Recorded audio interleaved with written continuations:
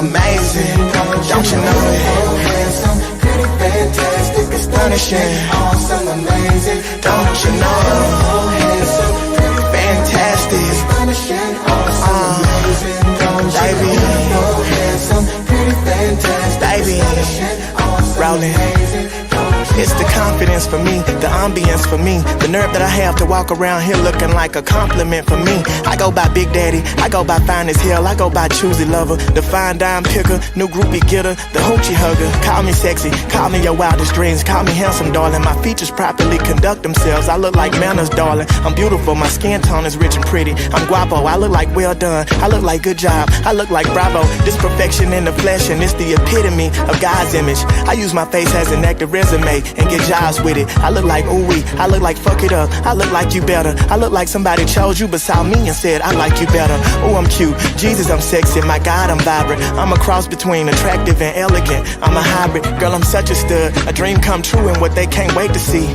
I look like when you get your check, you should bring it straight to me. I'm easy on the eyes, I'm a sight that they sit and pray to see. I'm resources, I'm goods and services, they should pay for me. I look like there it is, I look like no you didn't, yes he did. I look enticing, I look superb, look like I bet he is. Appealing is my middle name and gorgeous is my first, so let me cordially report that I'm adorable. Insert another synonym, I look delightful, scratch that, I'm 10 of them. I smell like warm vanilla, cocoa butter, shea, and cinnamon. I look dazzling, I look delectable, I look delicate, I'm pulchritudinous, I'm angelic, I look like etiquette. Call me radiant, call me ravishing, call me statuesque, say I'm splendid, call me divine, say I'm a snack at best. I look fantastic, if you a pill popper, I look like Xanaxes, and if you got heartburn, I look like antacid. Baby, I look like sexual healing, I look like a massage. This drive, I got open doors for me, I look like a garage. I look like holy cow, look like G Willikers, yeah, I hold the crown. If you told your girl I didn't, she pump her brakes and say, hold it now. I look like, ooh yeah, right there.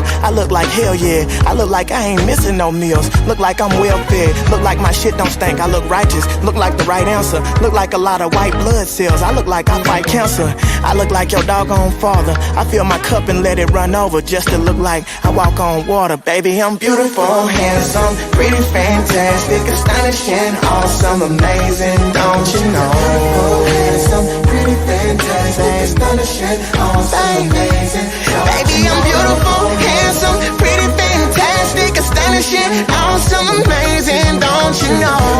Handsome, pretty, fantastic, astonishing, awesome, amazing, don't you know? Don't you know? Don't you know it?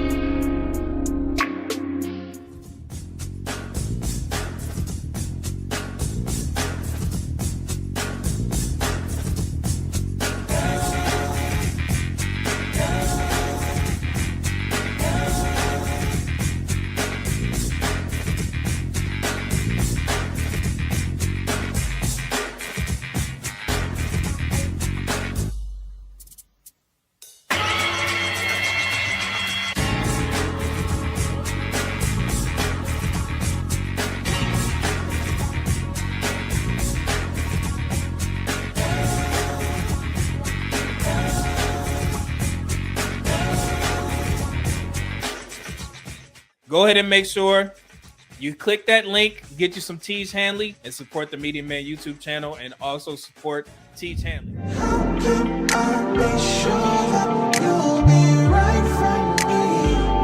You say you'll die for me, you'll survive for me, yeah.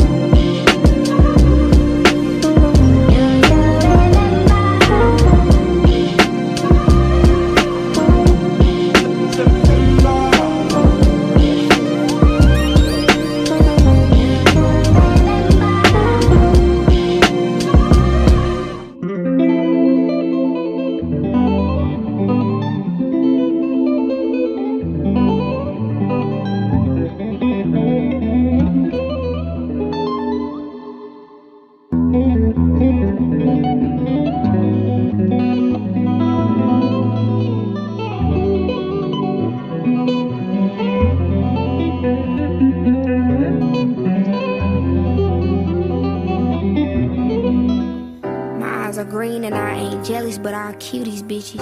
A money fiend that touch my hands and make my panties glisten. Oh yeah, now shout it different. That line make zipper stiffen. She got a steez that's surpassing them female rap statistics. I won't play WNBA, but I'll buy tickets though. They try put me in the bucket since shit that pick and roll. A Southern tale saying RIP for who them bells gon' toll. My shit be poppin' like cheese grits on top your mama stove. That's hot. Your nigga I is who ain't is simply not. You're not important to the plot. I plot my climax while they watch. They thought them little verses something. Man, the music ain't even dry. Man, they music ain't even fire. Man, your fave gon' have to die, and I ain't playing. I came to get this chicken in LA, but I ain't staying. Be damned if she ain't gon' lose herself right here. No point in praying on some better shit. Just pray to God I'm heaven shit. This gift was sent as presents. Only time that I felt freedom sent. So fuck you and your bitter bitch. That comment between your Twitter pics. I'm break just for a little bit before you have to clock back in. But right before you punch your card, just remember Sensei eat a dick. You nasty bitch. I ain't been out of shape. I'm running off another game. I can't feel nothing. It's my fault. I should have been better, but I did all I can. I swear, I swear. If I fall, you can call it the end of me. If I fall down,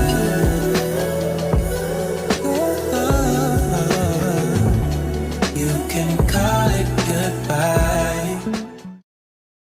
'Cause I'm on a quest to make you mine, and I just can't stop swinging. 'Cause you're so fine, and I gotta do it. Got to go through it. Hey, you're so fine. On the real though, could you be mine? Your pretty brown eyes are driving me wild, babe.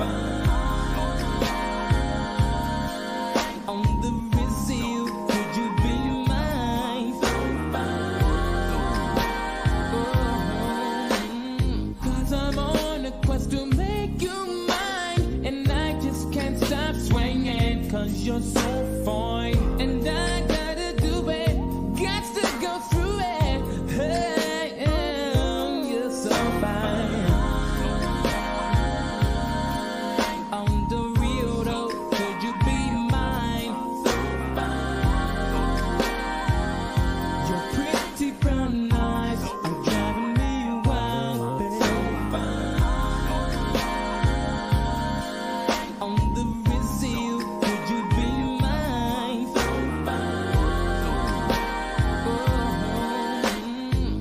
Fine.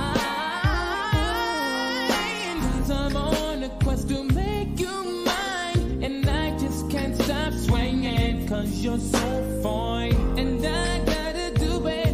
Got to go through it. Hey, you're so fine. On the real though, could you be mine? Your pretty brown eyes are driving me wild, babe.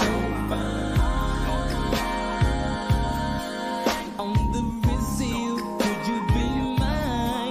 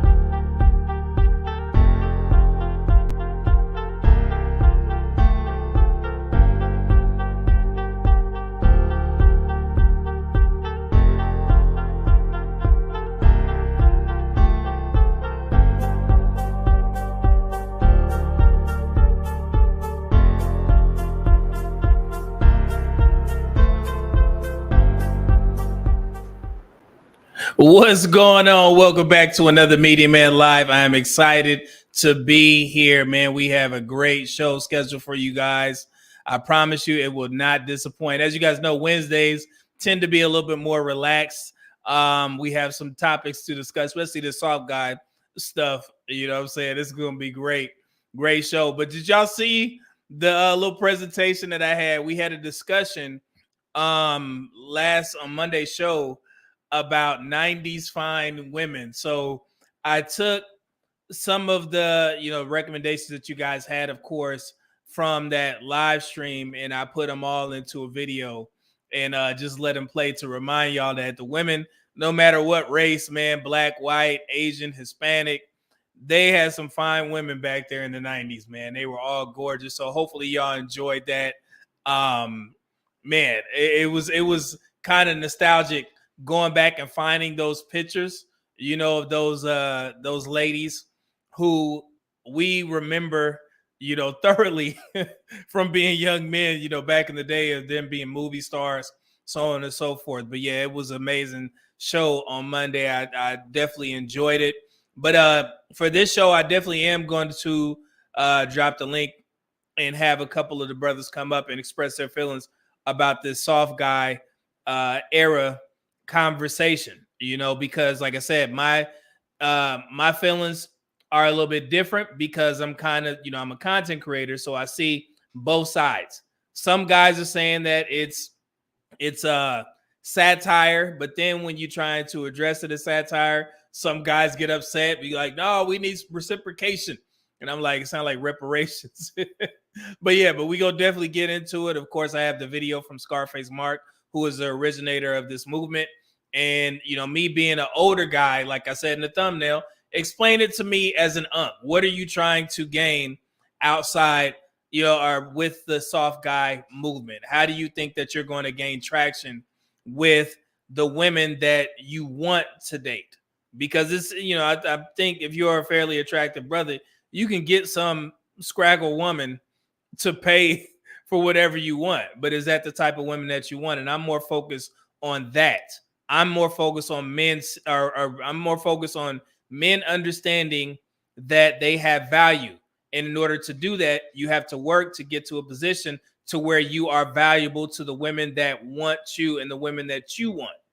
So if your idea of going soft guy era is to just sit back and wait for women to approach you or pay for certain things, which is the feedback that I've got from a lot of men, then that will lead to nowhere, especially if you're a guy that hasn't been on this purpose, you don't have any resources, you're not attractive, you're not in shape, and you're one of these guys that think it's a cool thing just to get involved with a group of men that's saying I'm living a soft guy era, and you're not doing nothing to improve yourself.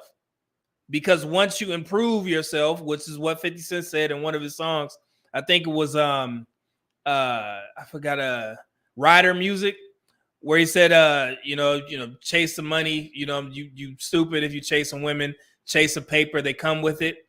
It's on that line, like by saying, hey man, once you become a valuable man, then women will start seeing you in the same light.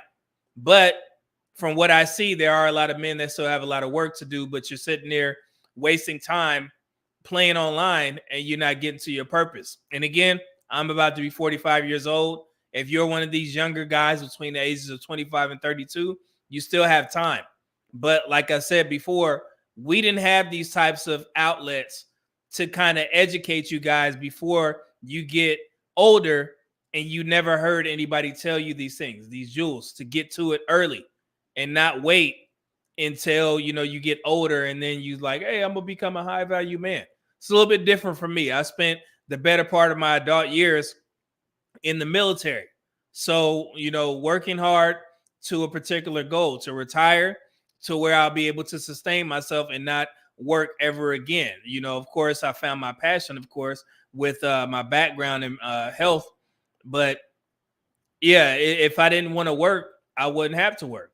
You know what I'm saying? And I would still make over $100,000 based off of my real estate, my military paychecks, and some other ventures. And you can add, if I had YouTube in there, I'm making more than $150,000 for the rest of my life without having to step foot into a job, right? And I have a wife, so she can take care of me. So I guess I'm living a soft life myself. So I'm trying to get you guys to that point, and not to where you think that you could just sit back and things are going to be given to you.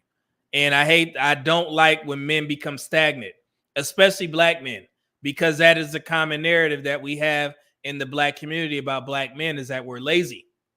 And when I see those signs of laziness, especially in YouTube, it is my job to correct that.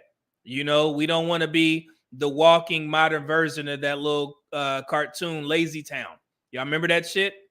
Yeah. So I don't like to see black men being lazy. And sometimes when we have these movements, it gives you guys an excuse to do so. And it's not going to happen here. So, I mean, all the little backlash and, back-ended comments, I get it. I understand it. But I have a platform for a reason. If you feel different, so be it. There's multiple other guys that you can listen to that will sit there and tell you what you want to hear, but you won't get that here. Sorry. So let's get to some of these chats. Let me see here. Rad Talk is today's show sponsor. I greatly appreciate it, brother. Thank you for all your support. He said, happy Wednesday all with the 199 super chat. Appreciate it, good brother. And then we got, of course, my man Dante Bryan in the building. He said, brother Double M, what's going on, good brother, with the $5 super chat. Always good to see Dante Bryan in here. And we just need JT coin rings so we can officially get the show started. So what's going on, brother? Let's see here. Who else we got? That was the super chats. Let me check Cash Apps real quick before we get to it. Okay, we good to go. All right. Let me see here. Let me go back up. Who is this? Truth be told, he says, man, I know that ain't Medium Man. This Ninja is a goddamn giant. I think you're talking about the profile picture. Like I said, man, certain things is fitted. This is a Hugo Boss shirt. It's one of these like kind of stretchy silk shirts or whatever. So it's like fitting. So yeah, a lot of people say that. Like, man, I didn't know when I dropped, like workout videos. People are like, man, I didn't know you was that big. I'm like, yeah, brother, I've been at it for a while. So cutting now. So let's see here. And then we got Ghost Endeavor. He says, you dudes don't get the soft guy thing is a joke. For real. Pookie and Ray Ray been living the soft guy life for generations. Y'all seen Baby Boy with Tyrese, right? That's Ghost Endeavor. You consider that soft guy era, being a Pookie and like the dude Jody on Baby Boy? That's what y'all talk about soft life is? And like I said, you guys keep saying, and this is another comment saying that it's a joke. But then when I try to approach it as such, I get corrected. So what is it? All right, we're gonna get to it. Yeah, but yeah, I don't know if you're striving to be Pookie. You know what I'm saying? Have at it. But I just don't want you on my platform. So Centennial the Great. What's going on, good brother? He said you should drop your music list, Medium Man, good selections. Oh yeah, man. I could do that. I could make a playlist off of Apple Music or something like that and drop it. But I mean, I listen to everything. I listen to old school music, the new kids. I listen to everything basically because I'm in the gym and I need that type of energetic music. That's why I'm a huge fan of Yeet. I like Yeet because he makes like high tempo type beats. I mean, I may not be able to understand some of the stuff that he's saying, but the music is pretty good. I also like Nardo Wick, and like I said, I'm 44 years old. People are like, man, what, you listen to Nardo? Of course I listen to Nardo Wick. Who Want Smoke With Me is one of my favorite gym songs ever. So but I also would dive back into the crates and listen to some Jodeci. It don't matter, man. Whatever it is. I like one of my favorite female artists is Ari Lennox. I think Ari Lennox is gorgeous. I like Summer Walker of all people. I like those guys like, oh man, she ratchet. I'm like, brother, it's some songs that she sings are amazing. and you can't deny that. So yeah, so I like a litany of artists from different genres. I listen to metal, I listen to country music, I listen to everything. So I could put together something. Educated Tyrone, what's going on, good brother? How you?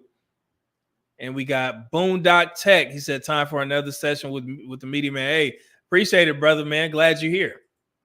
Don P. He says, everybody the biggest fan of the ism until you tell your girl, I guess tell your girl get knocked and you running the human trafficker narrative. Huh? Brother, explain yourself one more time. That sounds like some California lingo. You talking about pimping, getting a girl knocked and all that stuff. But explain yourself a little bit further, man. I know you can do better. Let's see. Patrick Saint say Hakeem Ali. Yeah, man, that's the guy. I like that song. And Master Shock Value said, I'm at the gym now. Oh, man, go ahead and get to it, brother. Let me not interrupt. Just go ahead and listen. Donald Hunter, what's going on, good brother? Said, what's good to Media Man in the chat. Salute to you, brother. And Jake Northington said, what's going on, Jake? He said, it's just amazing. It's amazing just how much backlash has been caused by black men jokingly giving the dating scene the same energy and requirements they have asked for decades. Hilarious. We can get to it. Let's see here. And Mad Villain in Y says chic media man. Oh, he's talking about the Grand Mosque. What's going on, brother? And let's see. Christian Robinson said that opening song is amazing. Oh, yeah, man. I don't know which one you're talking about, but I'm pretty sure it comes from Marquise Murray. So let me see here. We got Rebel Zoe 1804 said, I didn't see Paula J. Parker in the intro. She was so pretty to me. Oh, man. That's the girl that had the dude in the bed on Friday? Yeah, she did used to be pretty. I forgot about her. Let's see here. Shaka Zulu says, greetings all. What's going on, good brother? And then let's see here. Let me go back. Sean Stiff, he says, Double M, I'm curious, how did you come up with the name? What's name? What we talking about? You talking about the Media Man name? It's a whole explanation, brother, but instead of calling myself Median Man in regards to statistics, I just put medium in there. So it's basically me being able to see both sides, a happy medium, because like I said, when I first got into these spaces on Facebook in 2018, creating that page, I went to go listen to women first. So I wanted to hear what their complaints were, because I'm listen to men. I talk to men all the time. So I wanted to be able to give real-time information to everyone. And I'm not anybody's dating coach. I'm not an expert in any of this. I just have a lot of experiences that I think a lot of people can benefit from, and also can relate to a lot of men in these spaces as well. Especially if you have like a rags to riches type story, I can relate to that. But on every video, if you look on my videos that I premiere, I always make sure that I put that I'm not a relationship or dating coach. You know what I'm saying? So I just wanted that to be clear, because I know it's a lot of people out here that call themselves that, but no, that's why I don't give, straight on individual advice. I just give suggestions based off of either what I've learned being in the military, from what I learned for spending 5 years in therapy, and also being in the corporate world of medicine. So yeah, that's kind of a little bit about the name, but it's a lot of different things that go into it. So appreciate that. Let's see here. Truest dude was going to say, wait, wasn't the other live yesterday? Monday. Yeah, I usually go live on Mondays and Wednesdays, but I always, tell you guys a caveat. It depends on work. So let's see. Truest dude said, man, Wednesday came quick. Hello, what up, Medium Man? What up, chat? Like the stream. I appreciate it, good brother. Appreciate it. And we got Rad Talk with 199 super chat. He says, dating is like a preview of the life you offer. True. I like that. The Magma group was going on. He said, ignorance is bliss. Yeah, but in today's day and age, if guys if you fall back, too far, then you may not, be able to recover, and that's what I'm trying to get guys to, just not necessarily speed up the process, but start understanding how important, getting your life together is, especially in today's day and age. I've talked about the McKinsey report, in particular with the Black community. 2030 is coming around, and we may be in our own mini recession in the Black community. I thoroughly believe that there are going to be a lot of people that are going to be in dire straits in our community. And we need to start taking things a little bit more serious and start building some infrastructure around ourselves, are either securing certain, skills, jobs, careers that can sustain through the tough times. Because, one day you may look up and it may be a damn robot taking some job away that you've been doing for 10 years. So you need to start looking at certain skill sets that can't be replaced. Right. And, and I think as a whole, the Black community needs to start thinking about that, So let's see here. We got CBP Film, $10 super chat. What's going on, brother? He said, Drizzle is a satire joke based off Series 7. CBP Film, we already understand that, brother. The soft guy era is a derivative of that to say men now expect reciprocity in a relationship. We understand that. I've already broken that down. However, I do have a question for you, and thank you for the $10 super chat. You saying that we now expect reciprocity in a relationship. Why the hell wouldn't you expecting that before? Why the hell did it take the soft guy era to make it click into your head that you shouldn't be paying for all this shit for women? Does that make sense? All this content that we have out here that's been telling guys don't get taken advantage of, but all of a sudden now it's going to click into your head since everybody else is saying it. Now you like, oh, okay, now I need some reciprocity. So what was you doing up to that point? You was paying women's bills without getting no booty. You was driving over a house to eat her pussy and not getting nothing in return. Were you one of those guys? This is the type of stuff that I'm talking about, man. And that's why I always push back when we have these little frivolous movements, because it makes it seem like you guys haven't been told these things before. Y'all been in these spaces longer than me. And when I got in here, I seen that it was multiple men and women trying to put y'all up on game to tell you stop doing this foolery. But if it takes some soft guy era that's supposed to be a joke to get you to understand to keep your money in your pocket, I mean, you kind of behind the curve. Make sense? Okay. Theo Waff, what's going on, good brother?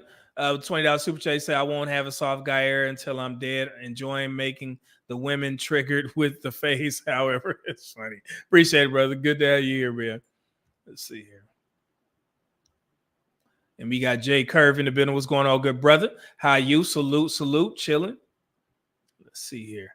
Rad Talk 199 super chat said reciprocity is rare. The opposite is celebrated sad. But you control that. You guys control that. And I want to make sure, and y'all, if you haven't understood that, of one of the main reasons why I'm up here is to explain to you guys that you control whatever you decide to do. And I'm trying to get you to stop arguing in certain spaces about things that you control. And I always use that date example. If a woman asking for $500 for a date, who pays? Who has the money in their pocket or on their debit or credit card? You. So if you don't want to pay it, don't. So why the hell are you arguing with some dumbass woman on some panel show about her preference and expectations? Unless y'all just want to argue and you don't want solutions to the problems, right? Then you may need to go somewhere else, because I'm going to look at it objectively and I'm going to give you my opinion on it. But if you want to sit there and argue with, crazy ass women asking for this dumb stuff, that's on you. But don't say I didn't tell you.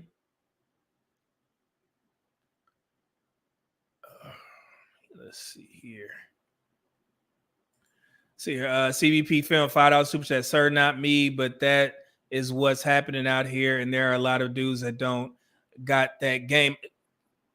$5. So what's the pushback? Since I've been saying this, I just put out a video saying that, hey, if you didn't have the juice before Soft Guy, then you still have some work to do.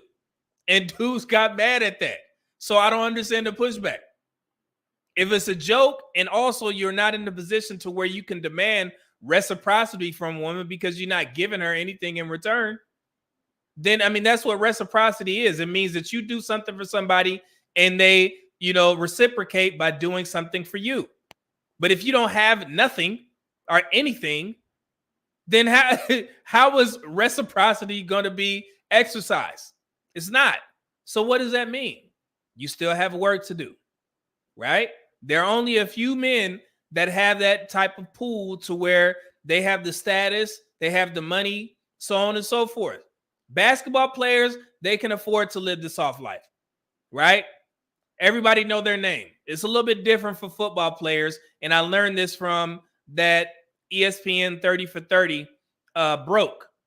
They said, I think one of the sports players was like, with football players, you can't see their face readily, right? Because they're always wearing helmets. So when they go to the club, they have to wear these big ass expensive, chains, or a medallion with their number and their team on it, all iced out or whatever. So when they go to the club, women will know who they are, buying bottles and stuff or whatever. But with basketball players, we see their faces every day because they're running up and down the court.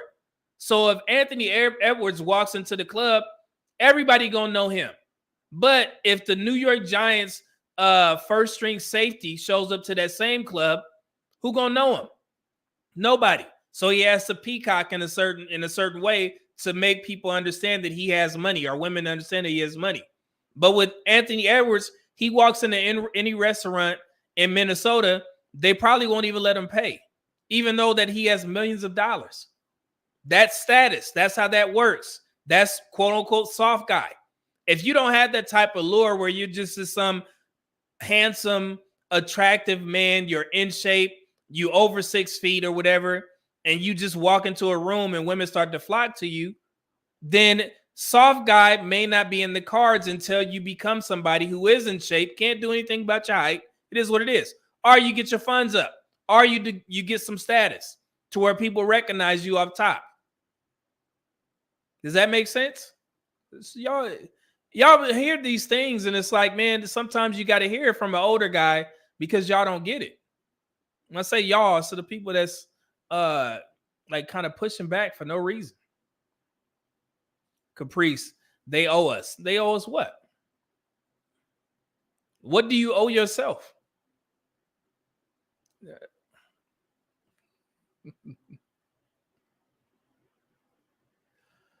Woo, man.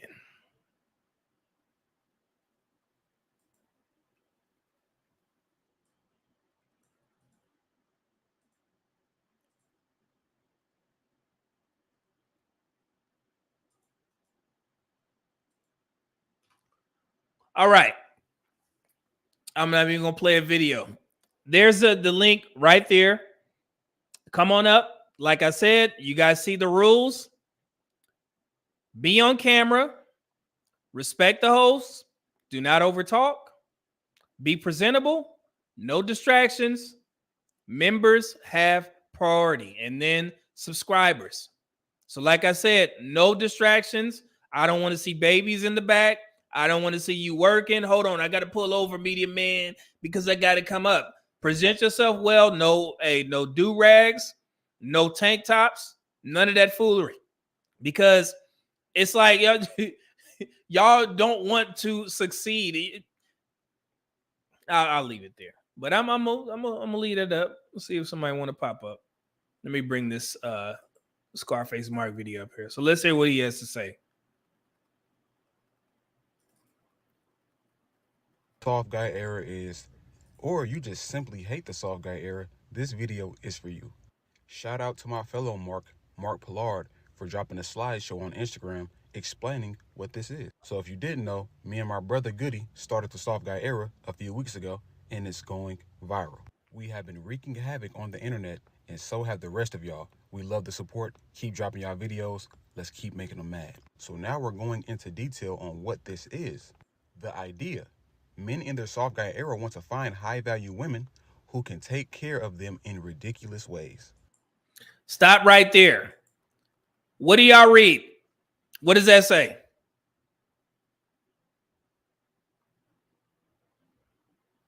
What does that mean? Y'all tell me in the comments. Soft guy era. The idea, men in their soft guy era want to find a high value woman who can take care of them in ridiculous ways. How can you as a man get a high value woman to take care of you? You right now.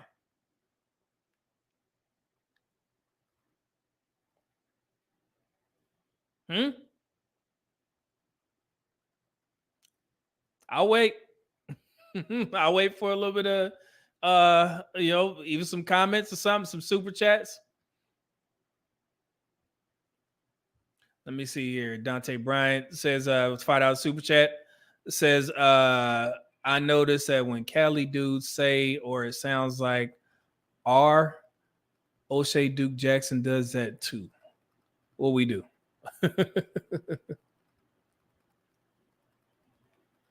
What does that mean? Okay, so this is good. Kenneth Smith said the idea is the woman puts her money and expertise into the relationship. How can you get a woman to put her money into the relationship? What type of man do you have to be to do that?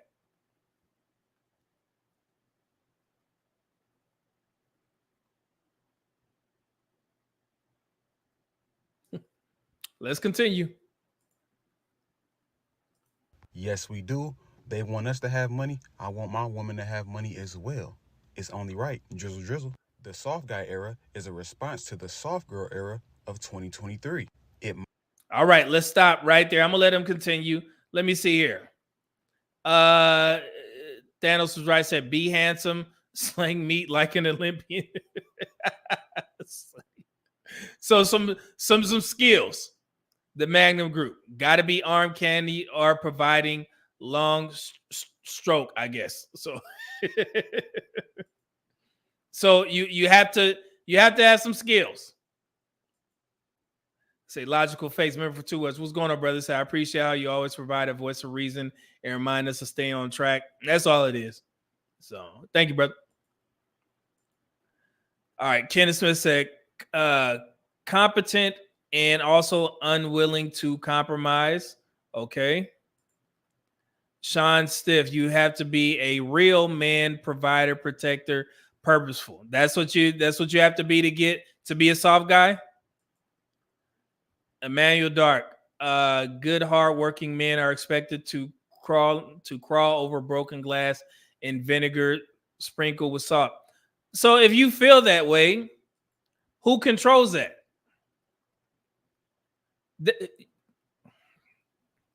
Who controls if men are expected to do that and you don't want to do that? Who controls it?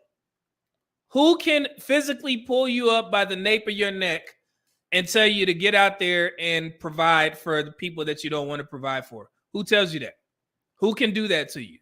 Y'all control most of the issues that men have in the dating market. Y'all control. You control the women that you sleep with. You control how much money you give a woman. This is on you. So if you make I don't understand the arguments in these spaces because you have the answers, but okay. Let's continue. Here we go. Mocks videos in which women demand ridiculous things from men. It twists a mnemonic device from YouTuber Letitia Puday, aka the Sprinkle Lady. It's a supervision of alpha male content. And then here's the kicker, and this is what they don't like. All right, CBP film. Dog, I don't know what you're talking about.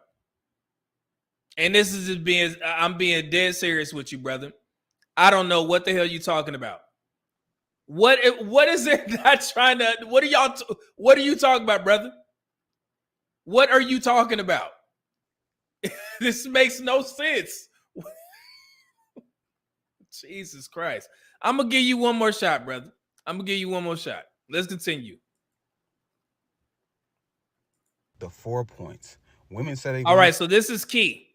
This is key. 4 points. equality, but then some demand the most unequal situations from men. And this includes men paying all the bills, but the woman is making money as well, but she doesn't want to come out of pocket because she's a woman, right? Doesn't make sense. That doesn't sound equal to me. Now we're going to go down to insight. If men acted like this, they'd be laughed out the room. See, now when women are hearing these things, they're like, oh, this is ridiculous. No way. You want a mom. You want a parent. Brother, I'm gonna leave it up for a couple minutes, man. And then you got a chance to come up and explain yourself. Let's continue. You want a man. No, we just want what you guys want from us in return. Now on to the advantage. Men believe they bring a lot to the table, so maybe they are now the table. See, a lot of men don't realize they are the table. If a man is paying all the bills, sir, you are the table. You're providing for a woman and your children. You are the table. But a lot of men don't realize who they are. So don't that sound familiar? And what I was just saying and what I've been saying since I created this channel? A lot of men don't understand the power that they have, who controls what you give. Doesn't that sound familiar? You guys are sitting there are thinking that I'm disagreeing. It's not disagreeing. I'm putting the emphasis on you as a man. You need to reevaluate yourself and see where you stand. And can you garner that type of attention from women? If you can't, then you're not going to be able to live a soft guy era. Does that make sense? If you're not in a position to control the dating market, what? Yeah. I'll let him cook. Oh, here we go. So they really don't know they've been manipulated into living old-fashioned ways. That shit is over and it's dead. These women get money now. It's time to spend that money now and contribute and work as a team. Eve was made to be a helpmate to Adam. Let's not play. Now the strategy. Show how outrageous it is when men demand to be provided for in the same equality. We all know being a provider in 2024 is a scam, so we don't care, so we're not doing that anymore. We know that's old-fashioned. These women got money. These women are working, so they need to contribute. We want a helpmate. Let's stop right there. So he said these women need to contribute. This is the same message that every man has been pushing in these spaces. Damn near every man. You know what? If I came up here and I was talking about the soft guy era and I was saying that, hey, don't listen to this guy. You should be paying for all this stuff. You know, you shouldn't be asking for reciprocation. If I said that, that's a disagreement. My issue is not with the movement. My issue is with the men who are championing the movement, the majority of them, because the majority of men don't have the pull or the juice to garner that type of attention from women right now. So you still have work to do. That's my message. I could care less about the soft guy movement. Any movement that's pushing men to understand that they should have reciprocity in their relationships, that's great. What man would have an issue with that? That's not the problem. It's the fact that I see a lot of people being stagnant when they hear this type of foolery because they think that they can just latch onto it and be like, I'm the prize. When you haven't been able to garner that attention from women. There are men out there that have already been living a quote unquote soft life because they have their stuff together. That's what comes with being in a soft life. The dude, Scarface Mark, I'm pretty sure he makes a good amount of money because he has a whole bunch of followers. He has the status. People know who the brother is. So he can probably garner that attention, right? I think I was on his page, earlier this morning. He, if it's true or not, he called a girl on one of his videos, right? And he had her listed as my rich trick or something like that or whatever. Called a girl and said, hey, I need a new camera, to create content. And she was like, how much money you need? Or he was like, man, I need you to invest in me. And she was like, how much you need? And he said, I need about $2,500. The girl sent him $3,050 to go buy a new camera, right? And he showed the receipts of the girl wiring it to him or whatever. He went to the store, bought his camera, and she paid for it. So, how many guys are able to garner that type of attention or control over a woman? If you want to get there, then you still have work to do to get reciprocated for whatever you're bringing to this woman.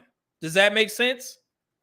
You cannot be stagnant and sit there and think that I'm going to just adopt the soft guy era lifestyle when you haven't even been getting that treatment beforehand. So what good is it for you to be sitting back waiting for women to call you or pay for everything? You've never gotten that attention. Does that make sense? So, yeah. Lord have mercy. How is this hard to comprehend, man? I don't get it, bro. I'm laughing, I'm kind of laughing to try not to get upset because maybe it's some guys that really don't know.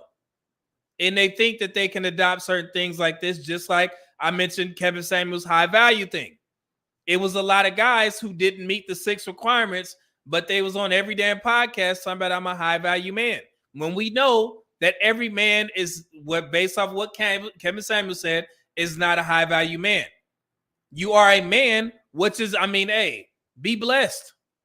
But if you're going off of the metrics that Kevin Samuels created, right, with his 6 pillars, every man didn't fit into that category. So every man shouldn't have been spreading this message that I'm a high value man. What you should have been doing, if you really believed in this stuff, is look at the 6 pillars and see where you need to improve.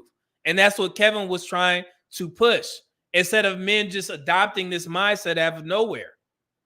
That's the biggest issue with these spaces.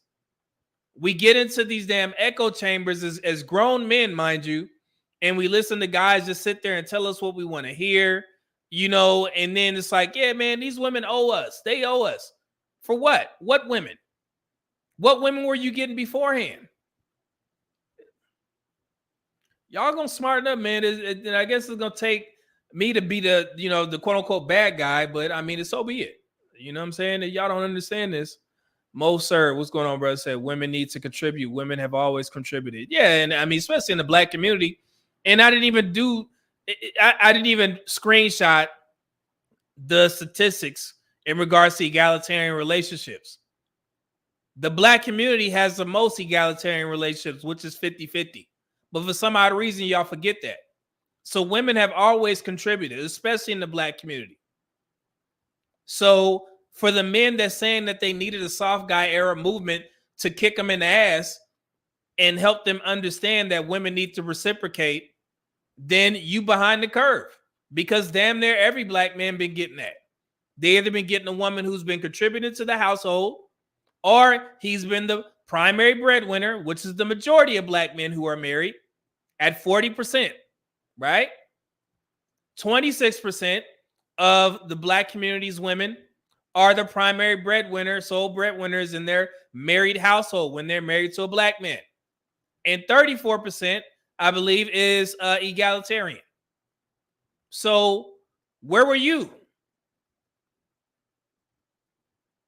Y'all, you looking at it, emotionally, look at it logically, man. Y'all, come on, man.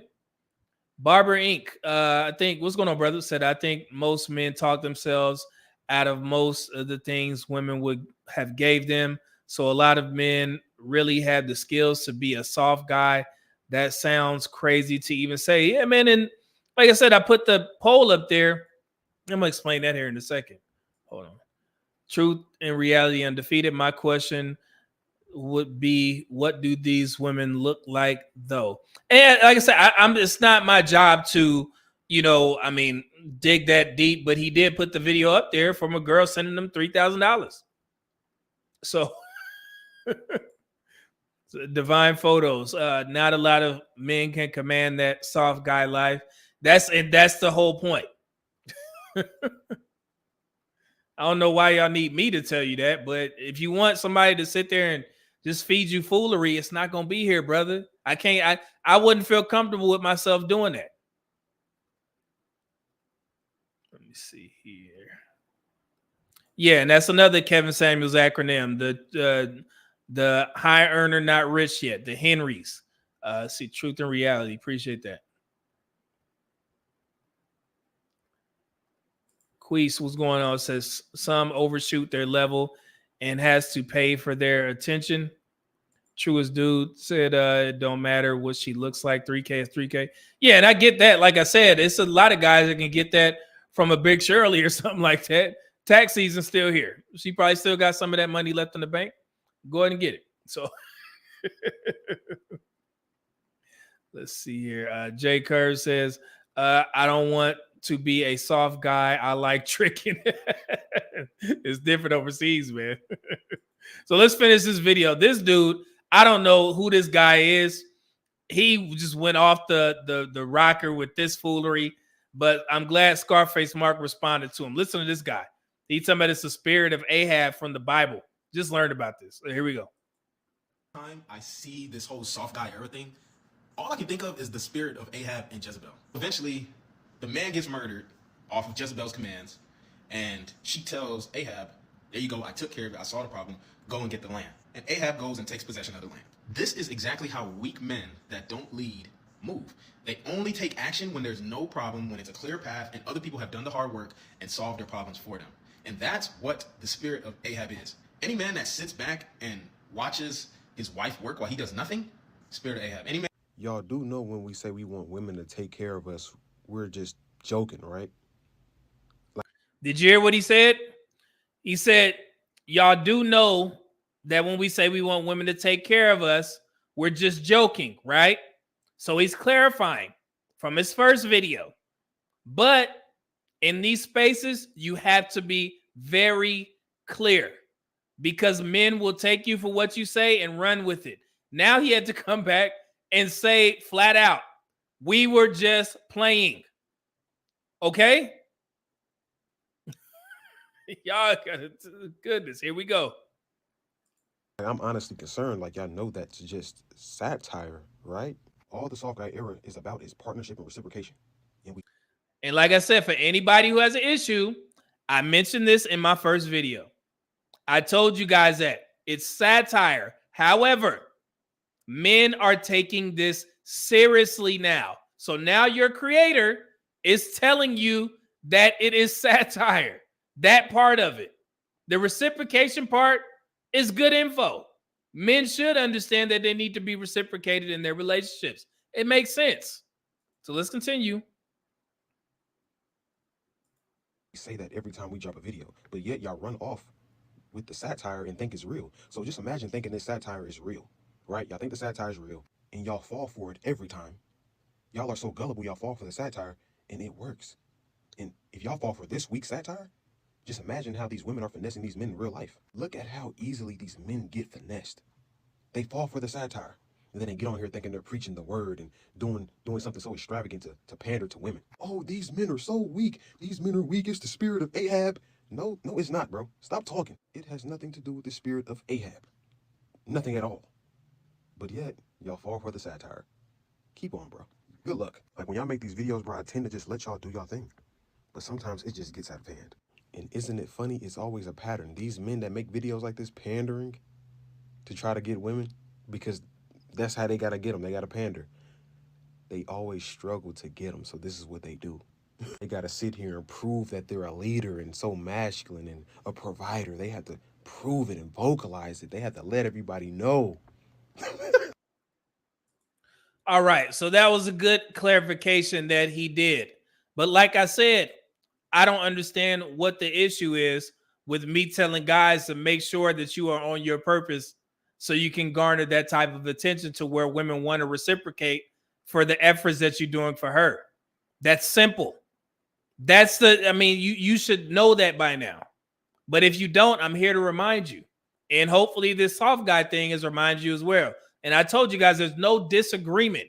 I don't understand what you're saying. My disagreement is with guys being lazy and trying to use this as an out when they were probably, you know, getting fed the right information by saying, hey, you need to be on your purpose. That's the whole point. So if you want to stay stagnant and think that you're supposed to expect something from women, it's not going to work. It's only a handful of guys that can do that. So that's all it is, man. Y'all, guys, man, y'all get too wrapped up in this stuff. You know, go outside.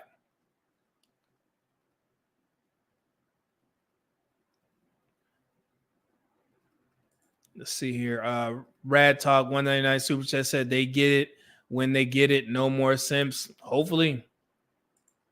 Patricia, $4 Super Chat, Super Sticker. Appreciate it. Thank you. Good to have you back. We got Truth and Reality Undefeated, $4.99 Super Chat said any man can get a soft guy era. He just has to be willing to slay some dragons and murk some goblins. If you know what I'm saying. Do you have the grit? It's funny. Logical Faith, what's going on, brother? With $5 Super Chat said, have you noticed the men going on Kendra's show talking about their soft guy era? They sounded very lame. If they were trolling, they did it poorly. Man, I guess I'm the only one that see dudes taking the serious, because every time I mention that, it's satire. Even the dude Scarface Mark is saying it's satire, but when I say it, it's like, I see guys taking it serious. It's like, oh no, they don't. Okay. Let's see here. Carlton Banks third said vote for lower taxes. That takes free money away from women and gives it to men. That's how all men become more attracted to women. That's funny. Let's see here. Oh, thank you, Mona, for being here. Appreciate that. Mona in the building. Make sure y'all respect Mona just like you respect the host. Thank you, Mona. Let's see here. Caprice. Believe a lie until it's true. That's how we got Santa Claus. The soft life for men has taken on the life of the drazzle. Oh, okay. Patricia said, hey there. Okay, y'all. Pleasantries. Salute Media Man Carlton Banks the third. Appreciate that, brother. Good to have you here. Is that Skinny Boy? Okay, cool. Y'all in here. Cool. So let's go back in time a little bit and take a look at this. So, y'all remember this? Somebody put this together. I think it was based off of Kevin Samuels. They didn't tag him in this. And I know everybody came up with their own version of the high value, what a high value man is after Kevin Samuels popularized the term. So now if you go on Google, you can see, what he said wasn't a high value man. This is what a high value man means to me. Nobody cares. Kevin Samuels didn't care what you thought a high value man was. He created his own definition of what this actually means. So, and the reason why I'm going back in time is to remind y'all of what happened when these first were listed, when Kevin Samuels brought it to our attention. So it first started off with money.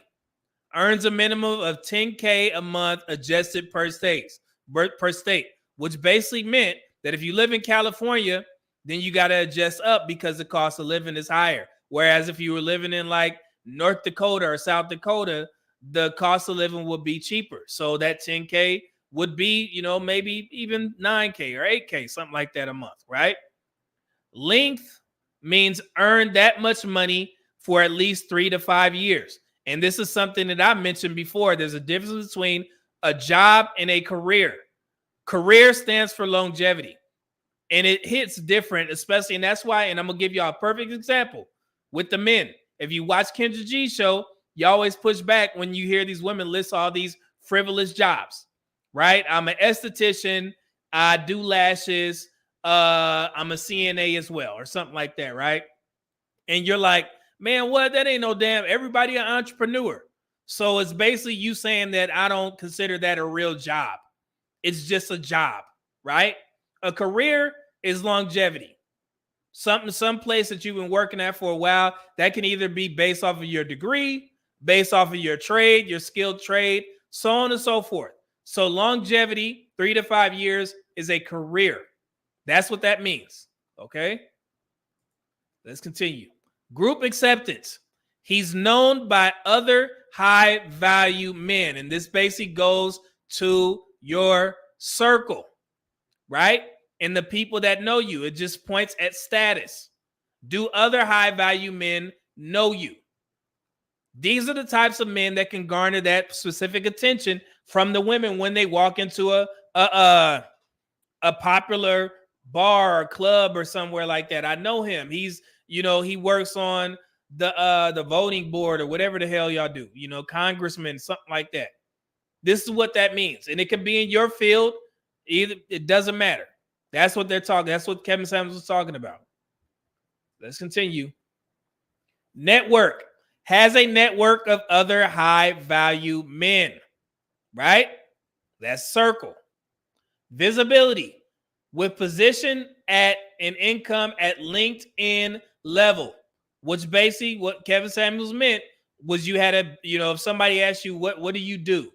And you say, I'm the executive at, wherever. And it's on LinkedIn. You can find me on LinkedIn. And when people go on there, they can see your job history or your current position. LinkedIn level. It shouldn't be everybody. He was basically saying that you shouldn't have to explain further than the title of what you do. So if you say that I'm a doctor, everybody know what a doctor is. Whereas if you say that, I'm currently trying to make music or something like that, and I'm an independent artist. Basically, I work, you got to explain a little bit further so people can understand. That's what he was saying. And that's not to say that you can't make a significant amount of money in these different types of skill sets, but he was just saying LinkedIn level. That's what that basically meant. Let's continue. And then finally, he said utility. He's relied upon and useful to the group, which basically means that you have skills that people in your circle can go to. And I've mentioned that before. I don't have to call my IT department when something goes wrong with my work computer. You know who I call? I call my IT professional subject matter expert friend who knows all about this stuff. Got all the certifications, making about $250,000 a month. If I have an issue, I call him. That's useful to the group. Me, if any of my friends have any medical issues, if they need to know some information about something, who do they go to? They go to me. My brother is the same way, right? His master's degree is in like leadership and things like that. So if I need to do a presentation on how to be an effective leader, I can go to my brother. My other friend, he works in bioenvironmental. So if I need some information on that, I'll go to him. They are useful to the group. That's what that means. So if you don't meet those particular requirements, then you weren't considered a high value man based off of what Kevin Samuels said in his parameters. That doesn't mean you're worthless. And I think that's where people got offended. I don't need to be a high value man, it's like, brother, we're not talking about that. You don't have to believe in what Kevin Samuels put out there. So if he made these parameters, nobody is telling you that you have to judge yourself based off of those. But if you are one of those guys who bought into it and you weren't in this position to have all these 6 things met, then you weren't considered a high value man. But that wasn't the case. There were multiple men going out there saying I'm high value, but you weren't. And that's okay. If you want to be, then you need to work yourself up to this point. And does this make sense? Put a 1 in the chat. That's all I'm asking. Jesus. Let's see here. Did I say, let me see, what is it? Dante Bryan for $2 super chat, $250K a month. I might need that his number from my bad, not $250K a month. Let me correct myself. It's $250K annually. My bad. But I mean that's still, and that's, and he's in the, my homeboy, he's in the same position as me. He retired from the military, from the Air Force, and he's 100% VA. So, I mean, you could do the math on how much money that brother is banking every year. So he's good. And y'all, I've done videos at his house, at his penthouse in Germany. He lives in Germany. So every time I go to Germany, when I put these travel videos out, you know who I stay with? My homeboy. Because he got this big ass house that's on the top floor, in Germany. So yeah, so I mean that's useful to the group. If I want to travel to the UK, I put out videos from December, if y'all remember, December 2021, going into the new year.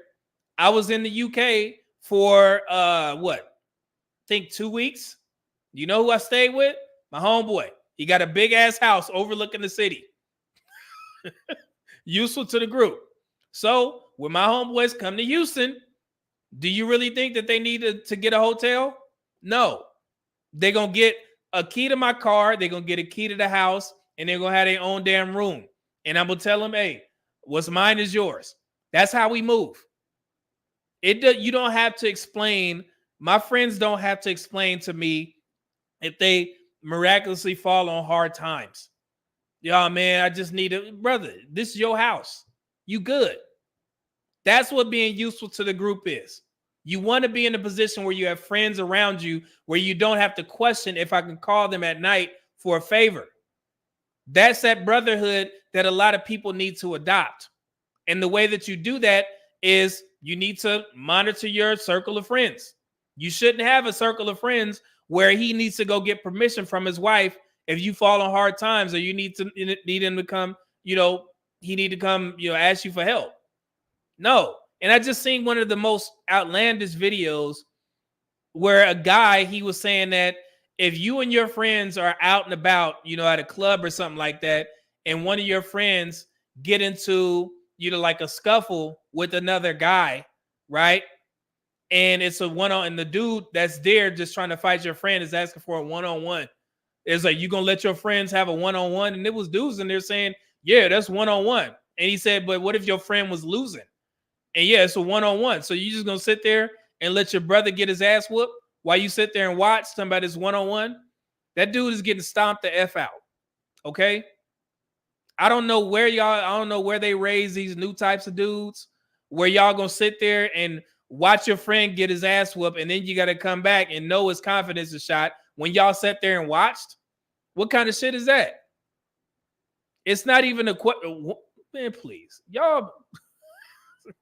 And this is one of the flaws with the younger generation. Older generations, we don't play that foolery. You know what I'm saying? Come on, man. And the funny thing is, after we get done whooping the dude's ass, and we may laugh at our friend, be like, man, he was about to get you. You know what I'm saying? But he's not gonna be lumped up and put in in the hospital from getting his ass whooped. No. Y'all. Sheesh.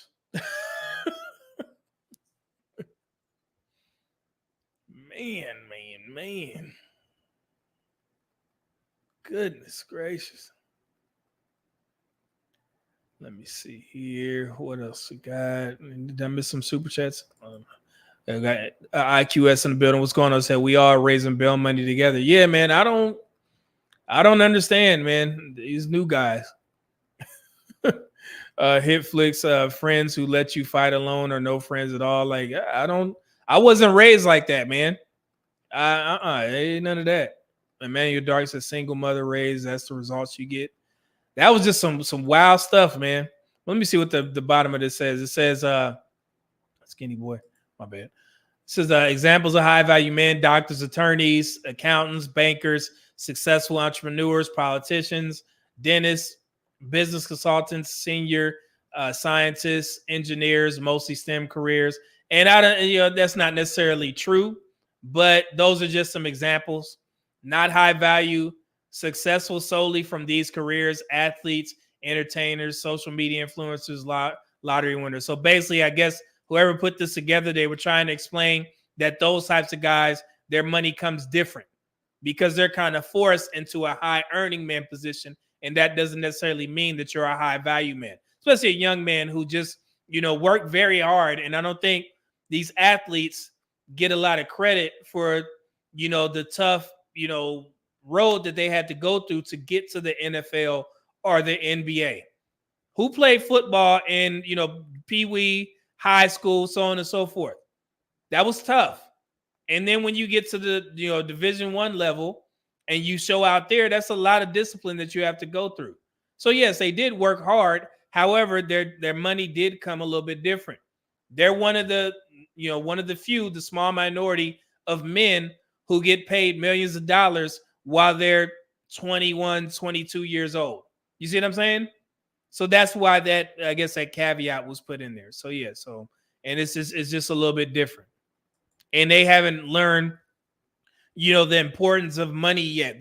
I see a lot of athletes trying to teach them now, but they haven't learned what it takes to take a long time to earn that significant amount of money, right? So us guys who actually had to work for it, let me not say it like that, because that diminishes all the hard work that they did. I'm talking about we had to build ourselves up to a certain financial status to where we remember when we didn't have money. You know what I'm saying? And that when you remember when you didn't have money, you tend to hold on to it a little bit more, and you're not as frivolous as these athletes. Because some of the stories that I hear on Club Shay Shay with Shannon Sharp and Chad Ochocinco and Gilbert Arenas as well, he was saying that NBA players are rather frivolous with their money. He was kind of giving the playbook to women on how to finesse them. Like, hey, you get a couple of these athletes on your team, you could be easily banking like $20,000-$25,000 a month, because they'd just give a woman $5,000, just to be around every month, because it means nothing to them. Look at what's the guy, Jaylen Brown, and he a $300 million man. So to him, $5,000 is not a lot of money, right?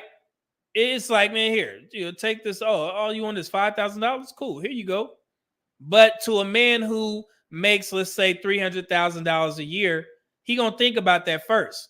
He be like, man, what? You want me to just shell out $300 or $5,000 for you just for a night? Like, it's like, no, you take this $40. Let me get some of these comments. Manuel Dark says athletes have a tough road, but many go broke after their career is older. Yeah, and Charles Barkley, he actually quoted like 80% of them maybe go broke. And I don't know if that's true or not, but he said it. He would probably know better than me, right? But he said about 80,000. So here, Rodney Dunn, because these athletes piss their money away by having a lot of kids from multiple women. Yeah, and that's a huge issue. And I mentioned Anthony Edwards. I think he got 2 buckaroos on the way.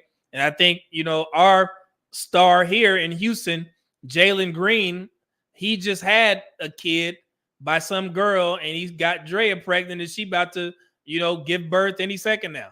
So he got 2 kids at his young age, right? Ain't even started life yet. Sheesh.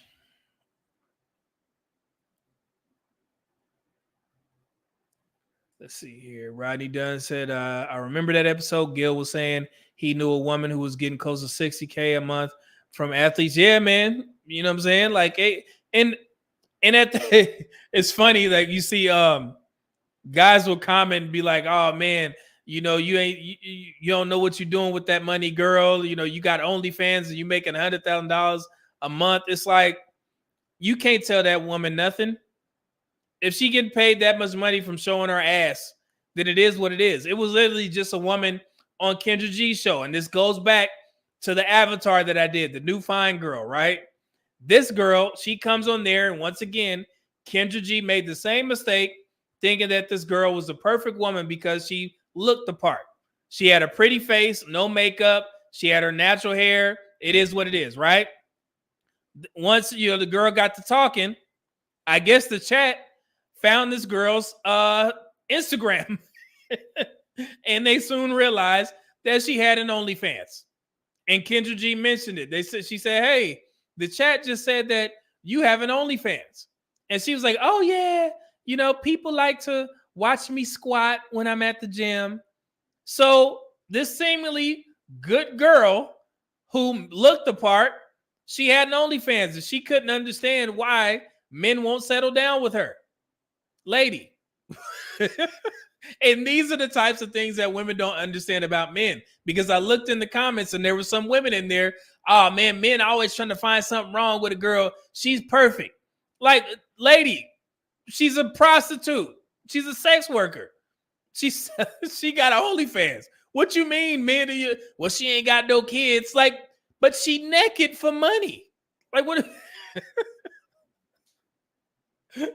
It's so funny. They don't know this, man. Oh man. Squat. Yeah, that's what she said. She said people like to watch her squat. So I guess she said she does spicy workout content, which basically means that she probably has a camera set up on her ass and she probably squatting naked. You know what I'm saying? Or titty free or something. I don't know. But yeah, but people pay for that foolery. So Ray Knowles said it means nothing until they retire. And no more checks are coming in at $1 million plus. The best athlete example is Junior Bridgman. Look him up. No $1 million NBA contract, but billionaire. Yeah, I know Junior Bridgman. He owns hundreds of restaurants, right? That's what you're talking about?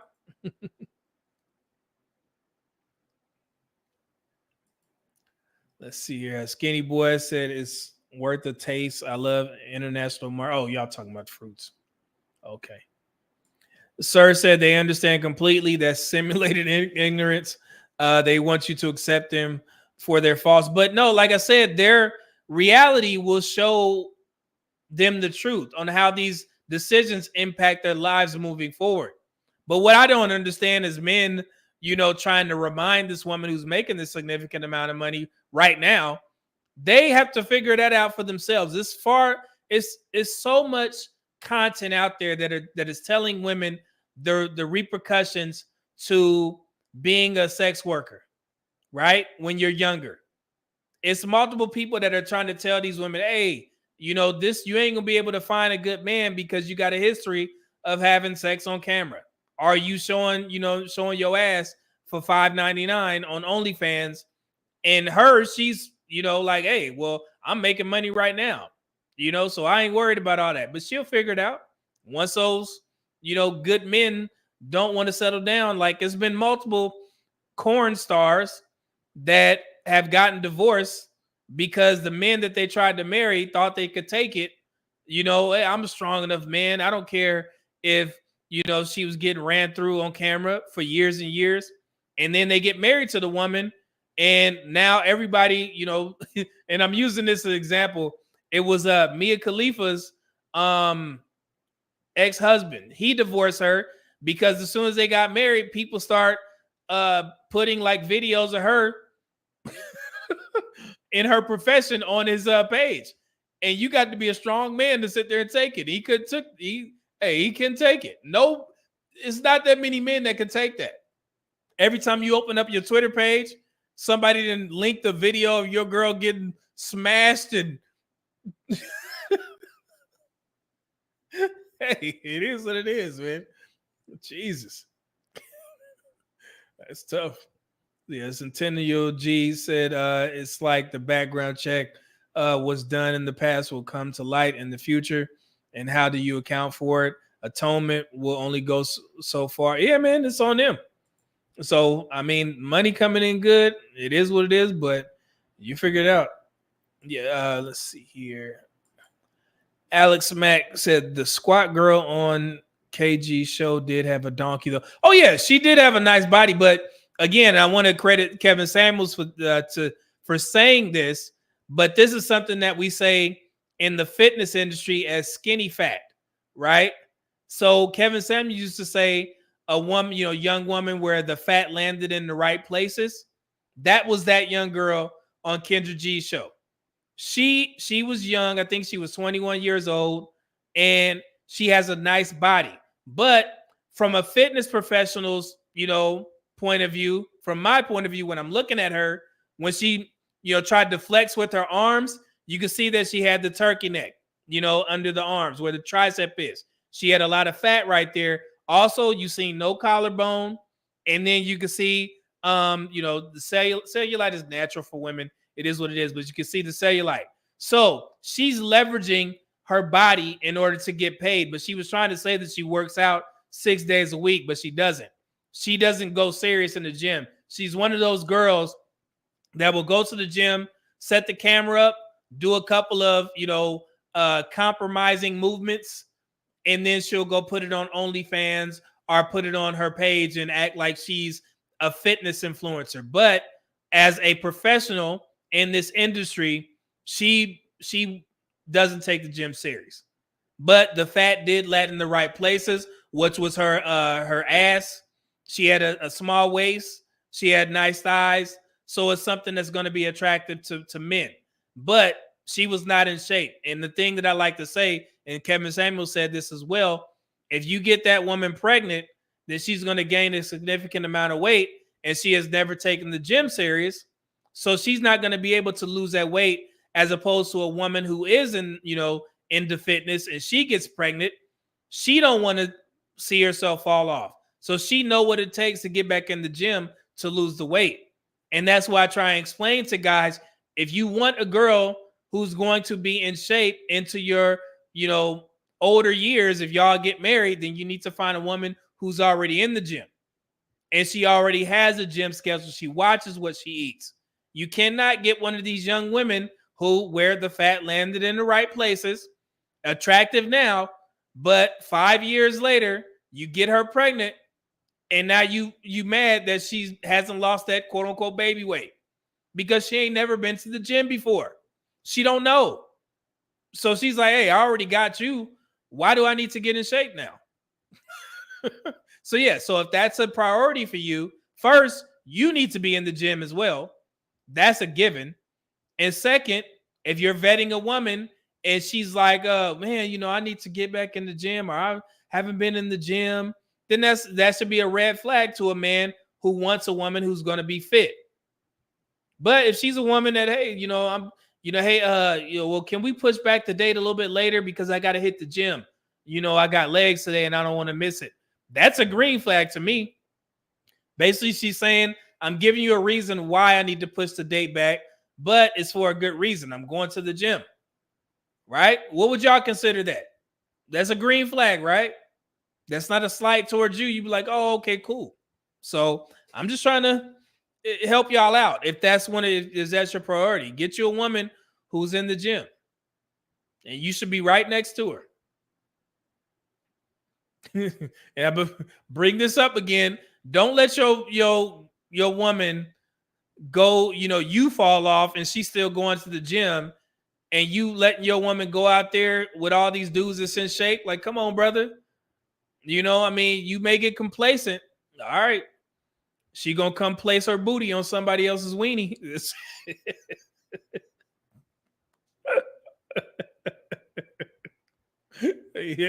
You better get to it.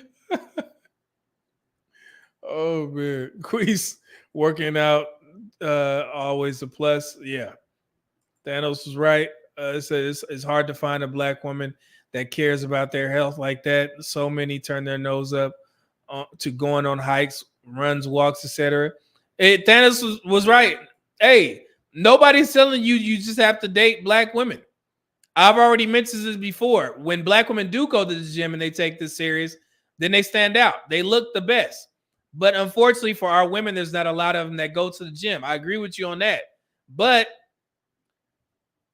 And I know that most black men have a preference for black women, but if you have a preference for a particular type of girl and you're not able to find that type of girl in the form of a black woman that's readily available and around you, then you got to do what you got to do.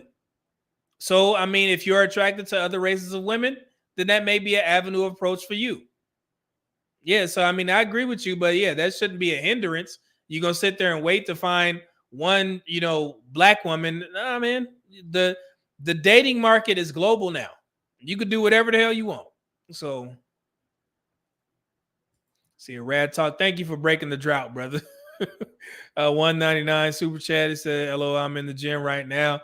Oh yeah, see. Patricia's, what's the process of bigging your back. That's funny. The black intellectual said a lot of black women refuse to go to the gym. It's like as soon as they start putting on the weight, they just stop caring. Yeah, man. And like I said, same thing goes to you. Well, I mean, if they don't want to go to the gym, then that's not your concern. We know how. I mean, it's information out there, man. So that's what I say. I know I don't limit my dating options, but I would like to find a unicorn. Yeah, and like I said, most black men have a preference. You know, we have a preference for our own race. It's not nothing to be ashamed of, right? My preference is black women. I mean, I got a black woman. So yeah, it is what it is. And it's funny, our black women don't understand that every other race of men have a preference for their own women as well. That's why I always ask questions like, who are y'all going to divest to? White men overwhelmingly marry white women. And the same goes for Hispanic, Asian, whatever it is. Well, Asian is a little bit different. Asian women, I mean, their marriage rates are high, but they marry out a lot, you know, and even Asian men will tell you that. It's like, yeah, they women always try and date white men or marry white men. So Asian women will tell you that shit. So IQS said I sent the super chat. Oh, my bad. Go back. Okay. Oh, okay, my bad, bro. IQS 20 that super chat said late as ever, but here to support your boy. What up, though, media man? What's going on? Appreciate that, man. My bad.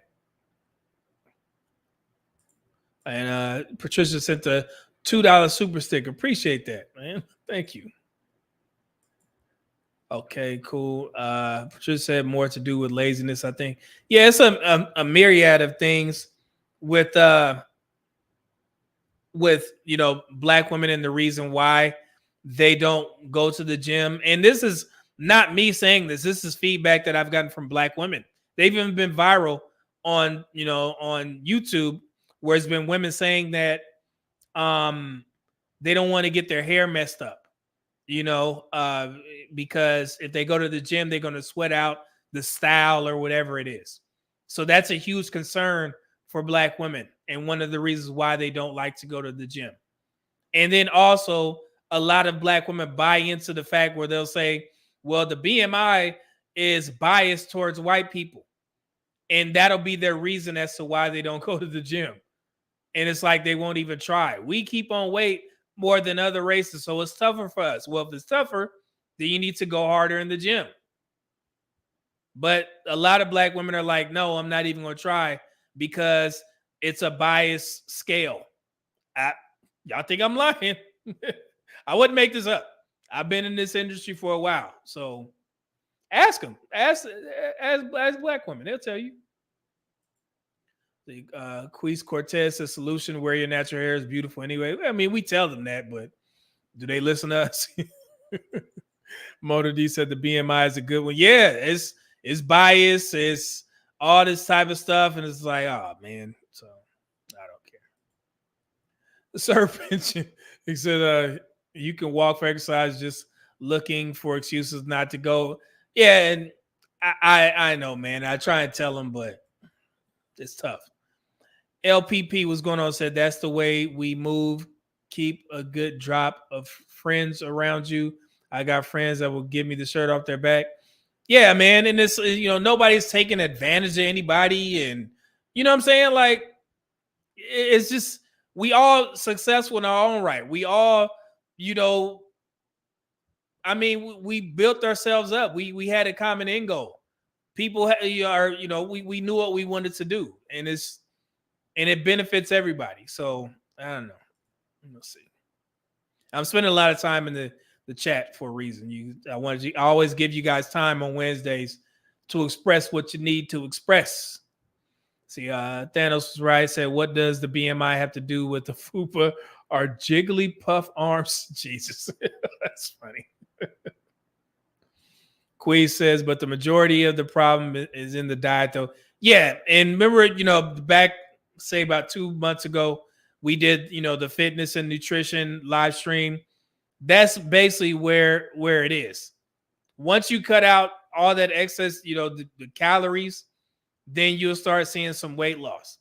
But a lot of our women, They eat a lot. And I told you guys, a, a, a day on the town for a lot of a lot of black women is going out to eat, and they'll post the pictures on, online, which is cool. You know what I'm saying? You went to a nice little restaurant, you got a nice food, plate of food, and it's like, damn, man, did you eat all that shit? Because me, I mean, hey, I can eat a lot, but I also know how to, do portion sizes. And I showed you guys, I told you my portion sizes for my diet. And I've mentioned a couple times how, I've been doing this for a while. I've done the yo-yo dieting for bodybuilding shows for years and years. So it's easy for me to know what I need to eat to lose weight, right? Limit the carbs, lower the carbs, protein-based diet, fruits, juicing, water. And I'm good. Like I said, man, I lost 15 pounds and I started my summer cut on April 19th. April 19th, because I remember it was right before I had my doctor's appointment. So April 19th. And, I lost 15 pounds because I know that my body responds well in the gym when I do, carb load. So if I eat a good meal, let's say I eat 8 ounces of rice, 10 ounces of chicken, and I wait 2 to 3 hours to, let the sugars from the carbs run through my system. Oh, I'm lifting everything heavy in the gym. That's where you guys, when you see those videos, my fitness videos of me like lifting heavy weight, just know that I had a lot of carbs during that day. That's how well my body responds to carbohydrates, right? But if I'm low on carbs like I am now, I went to the gym yesterday and I did chest. I did chest and triceps. You guys seen the video where I'm repping 315 pounds on the incline. You know how much weight I can get up right now? I'm doing 2 plates for about 12 to 15. And that's good enough for me because I need the more reps or whatever, but I cannot lift 315 pounds now because I'm not, eating, the carbs or whatever. I'm low on carbs. But somebody did mention carb cycling. So when that happens, I'm going to show you guys a video of how my insulin spikes and I'm able to lift whatever for that significant, that period of time. It's quick. So I'm going to eat the white rice. I love white rice, right? And I'm going to go to the gym about an hour because it's going to go through my blood system very fast, metabolize easy. And then I'm going to go lift heavy just so I can get that fullness and roundness in my muscles. And then I'm going to go back on my diet. But I haven't seen a plateau yet. So I'm still, doing what I need to do and losing weight at a significant, rate, which is good for me, right? So, yeah. So, and I know y'all be asking me questions about fitness, but it's simple, to me. So if y'all got more questions, like I said, Wednesdays is a pretty cool show. So let me see here. Did I miss? I got that. Hey, Mrs. Locks to Smile. I like that. Me and my husband bonded over fitness. Our first date included the gym. There you see. There you go. And I met my girl in the gym. So yeah, see there it is. Thank you for putting that in there. Appreciate that. Alex Mack said another reason could be that the Pookies and Ray Rays keep some women from going to the gym through pregnancy. Wait, hold on. That may no, you're a wild boy, man. Come on. Let's see here. Lamarck Vaughn said if you want to hide some money from a BBW, hide it in the gym by a treadmill. See, y'all wilding. Come on, man. Come on, man. Let's see. Thanos right said go keto or intermittent fasting. Works for me. There you go. Yeah, put your gym tips in there. Somebody can probably benefit from it. So I mean, if you got any gym tips or whatever, go and put it. Yeah, 225 is 2 plates. Yeah, 225 is 2 plates. Yeah, 2 plates on each side. So if y'all want to hear it, I mean, I could tell you F it. Here we go. Since y'all asking about fitness. So my gym, my lifting changes when I'm on my show diets, right? So beforehand, and of course, I told you guys that I suffer from severe shin splints and also flat feet. Crazy, right? So I have to, let me show y'all something real quick. Give me 1 second. I'm going to run over here real quick. I'm going to show y'all.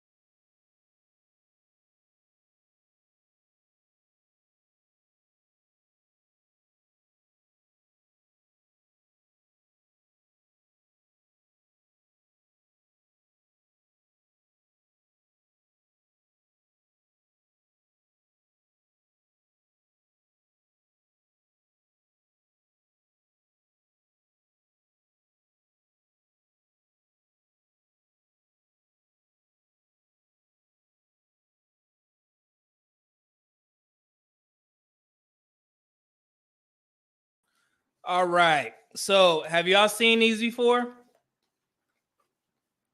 You see these? Lidocaine patches. So I get these prescribed, right?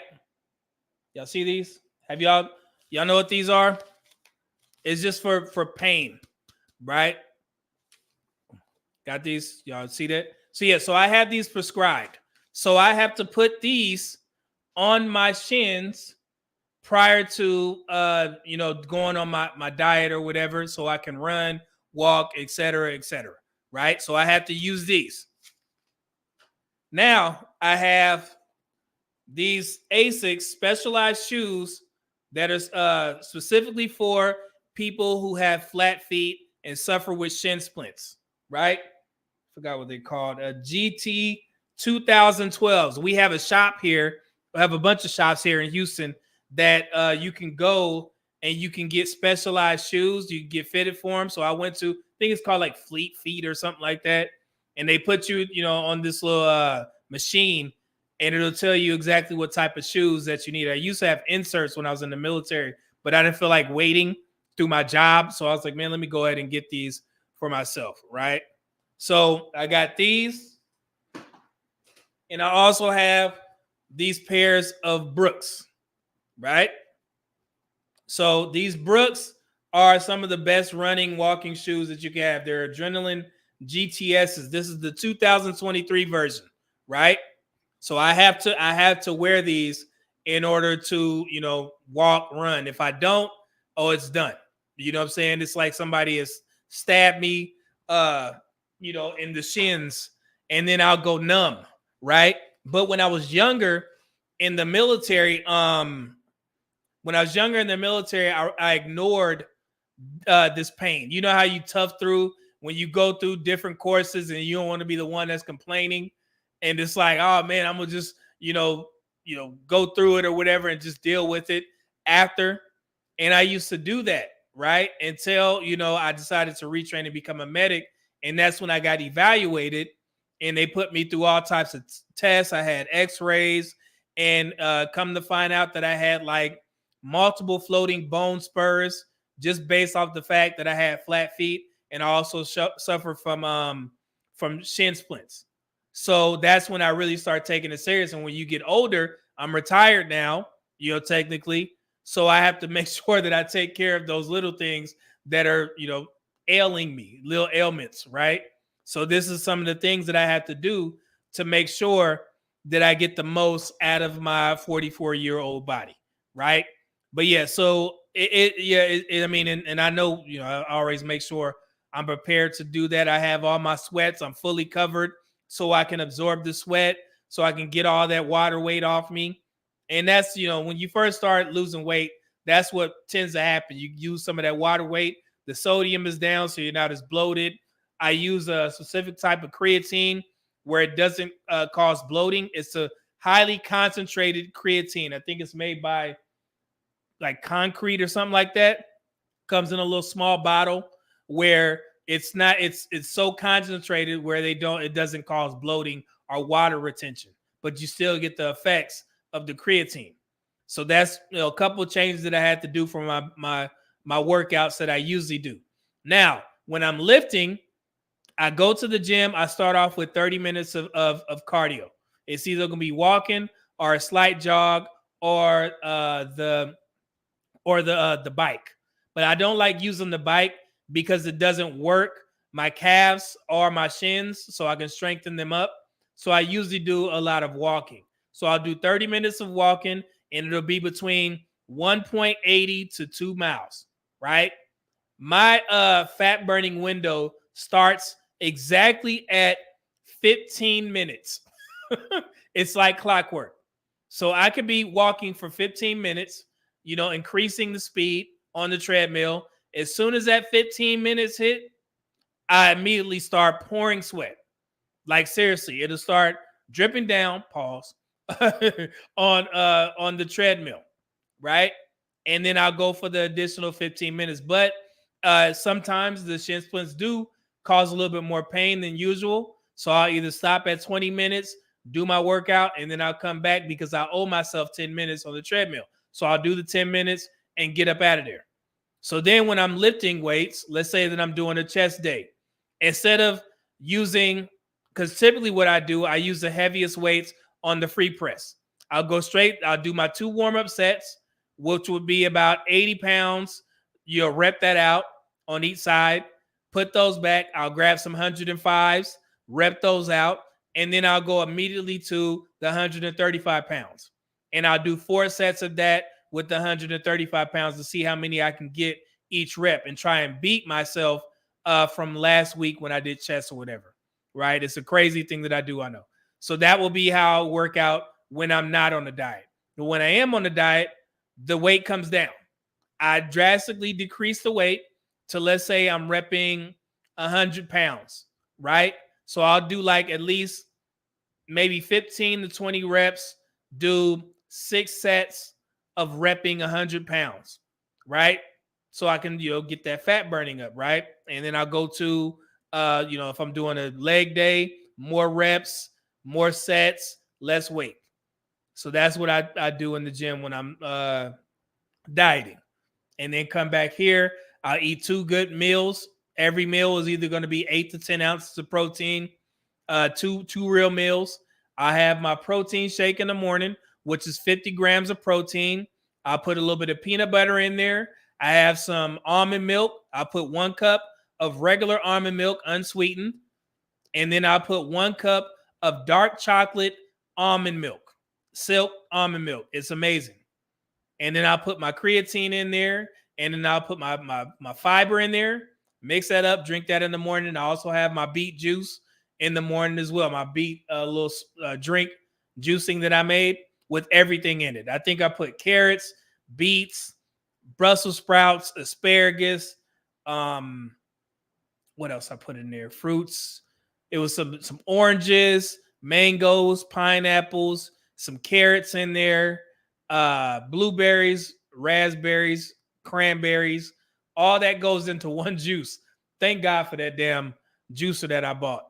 And I put all that into one drink, and I have my little juice, and that's breakfast. And then I'll have 2 additional protein shakes that will total 50 grams of protein. And I'll have 1 protein bar, and that it is, I think it's like maybe like 20 grams of protein in those 2 meals. and then some snacks. I got some grapes. I have some rice cakes. I have a trail mix that I put together. It has dark chocolate covered almonds, some cashews this time, and some dried cranberries. Mix that all up, and that's my snacks. And then, of course, the mainstay is popcorn. So when I get that taste for something salty, I'll just grab a bag of microwave popcorn. So yeah, and then also water. The only thing that I don't drink that's not water is the almond milk and my pre-workout drink after I get done doing my cardio. So yeah, so that's how I put together my stuff. So hopefully that helps. I tell you, like, man, what you talking about? So let me get some. Let's see. And that's a quiet storm. $5 super chat said, "Media man, clip this dieting exercise discussion and post it on your Survive For Me channel. This will help for your algorithm on that channel." Yeah, that's a good point because I've been lacking on that. Yeah, I got to do that. I'll clip it up. Appreciate that. Yep. Queez said, "Okay, fast. I juice the beets, leaves too. Yeah, I juice everything, man. Everything." So who said drip for sale? That's funny. Let's see. Mrs. Lots, the smile said, "I drink the pre-workout before car." I can't do that. I can't drink pre-workout prior to, before I start doing cardio because it increases my heart rate too much. And yeah, I don't want to feel, I guess, out of breath. I tried it before a while back and it didn't work for me, but it gives me that extra kick in the gym because I'm already like stretched out, Mrs. Locks. After I do my cardio, I feel good. I can literally go in there and just start lifting weights, but I do take time out to still do my stretching just because it's a habit. But yeah, I feel real good. And taking that pre-workout, I'll literally sit on the treadmill right after my 30 minutes, drink my pre-workout, of course, with a straw. Don't want to stain my teeth. Pause. And then I get in that gym. So, Sequoia said, "Go to the VA podiatry for custom made shoe." And so, yeah, and I do, man. But when I went, and I just went to Houston's up there, the big one, and I have my appointment set up. I used to get inserts all the time, but it just takes a while to come back. And I didn't have the time now, but I do have my appointment scheduled. So as soon as they come in, I'll let you guys know. So when I have my appointment to get fitted and they come in, I'll show you what they look like because they have changed since I was in the military. So let's see here. IQS says, "I can't do pre-workout. I have heart problems and it hurts my overall." Yeah. And some people it's not recommended for everybody. So, but I need that damn pre-workout, man. Let's see here. Okay. Patricia said, "Rad talk really? How odd or old will he be?" Who? Let's see here. Oh, 25. Okay, cool. See here. So yeah, we've been talking for a while. But let's get to a video. And I want to give Black women who travel some advice. And I always do this. And you guys know that deep down, I actually do care. Oh, now it's a show. And we got JT in the building. So yeah, it's a show now. We can officially get the show started. JT Coin Rings is in the building. The 199 super chat, man. Go check out JT's channel. He has a link to his website. That brother's doing some great things, man, with his coin ring business. I seen it. I checked it out, JT, man. I think I mentioned that on one of the last live streams. But yeah, appreciate it, JT. All right, so let's get to this video. Let me give Black women some advice. African American Black women. Well, no, all Black women. When y'all go overseas, this is if you're dating overseas or you want to date overseas, y'all need to hear this. I'm gonna let her cook. Here we go. dating in Paris and how particular it is. So for context, I've been living in Paris for 5 years now, and I feel like dating here is very, very particular. If you're coming from the UK or from the US, do not expect these men to be like UK or American men. Like, UK men are a thing, but French men, they have their own issues. I feel like here, going out on dates is such a topic. Like, every time we see all of these 50-50 conversations, but in France, yeah, French men love this convo. Like, they will always ask, like, oh, why should I pay on the first date? Why should I do this? Why should I even take on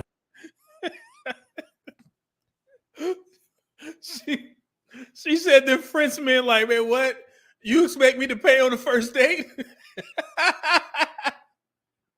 So this is something that I've been trying to tell women over here. It's a little, your passport cis experience is a little bit different than the men, because we already assume in the States, especially in men from America, we assume that we're gonna pay for the date. That's why I put that poll out there, right? And so she went over there, and the dudes are like, "What? You want me to pay for a date?" So these are things that I think Black women need to hear when you try and, I guess, rebut the passport bro movement, because I don't think y'all really understand how different men of other countries are. Some of the customs that we have, they don't. And she's trying to explain to y'all here. So here we go. first date? The other thing is that as a Black woman who prefers Black men, I feel like Black men here don't prefer Black women. Like, so she's I hate to keep stopping it, but I have to explain as we go. She's from the UK, but I believe she's from Nigeria by trade, right?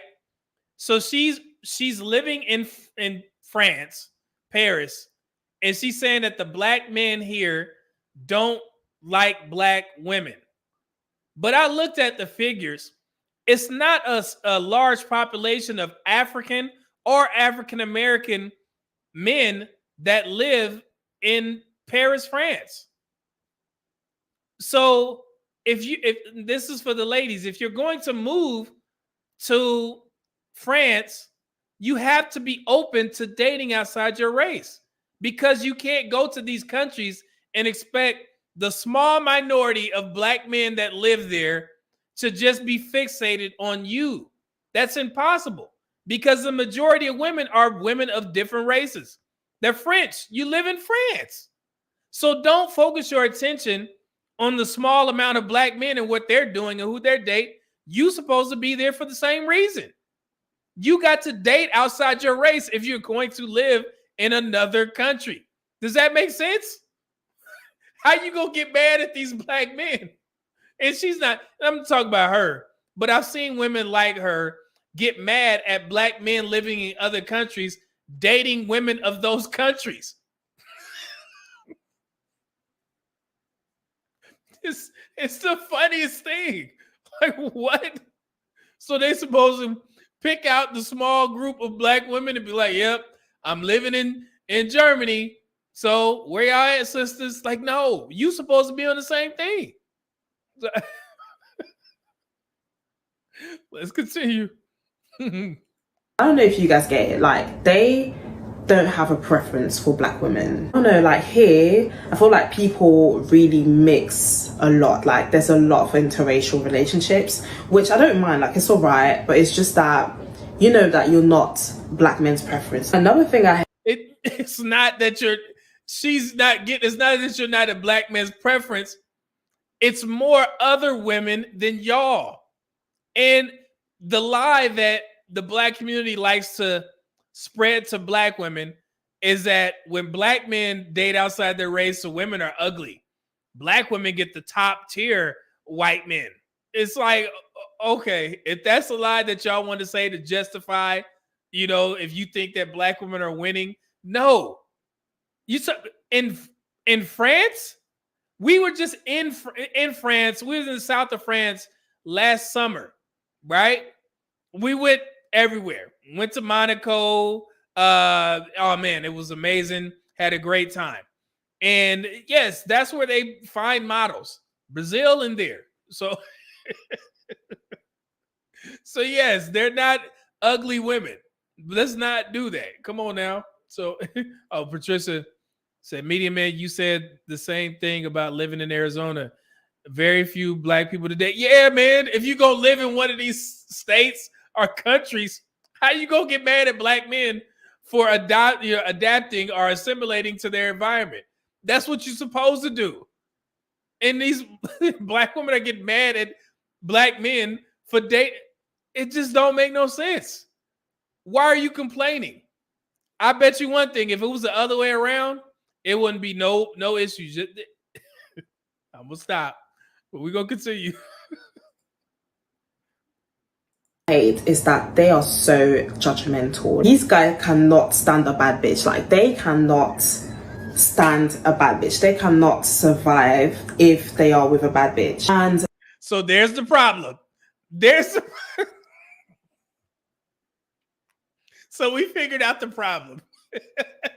It's not that she's unattractive. She has the bad bitch mentality. And she says all the men, not her. She's not the problem. All the men are a problem because they can't handle a bad bitch. How vain can you be? It's all their fault. So they're doing. Can y'all explain this to me? I'm laughing, but I'm like, lady, listen to what you said. All those men can't be the problem, right? Is it?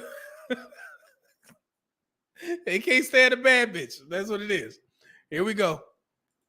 maybe it's a bit of insecurity, but I feel like it's in the culture. Like, French people are very, I wouldn't say close-minded, but they're more close-minded than anyone that's from an English-speaking country. So I don't know, like, it's weird sometimes. Let's stop right there. So that's the issue. She has some sort of whatever the definition of a bad bitch is, and I'm assuming a bad bitch is a woman who wears the long weave, got all the makeup. She want, like, expensive stuff.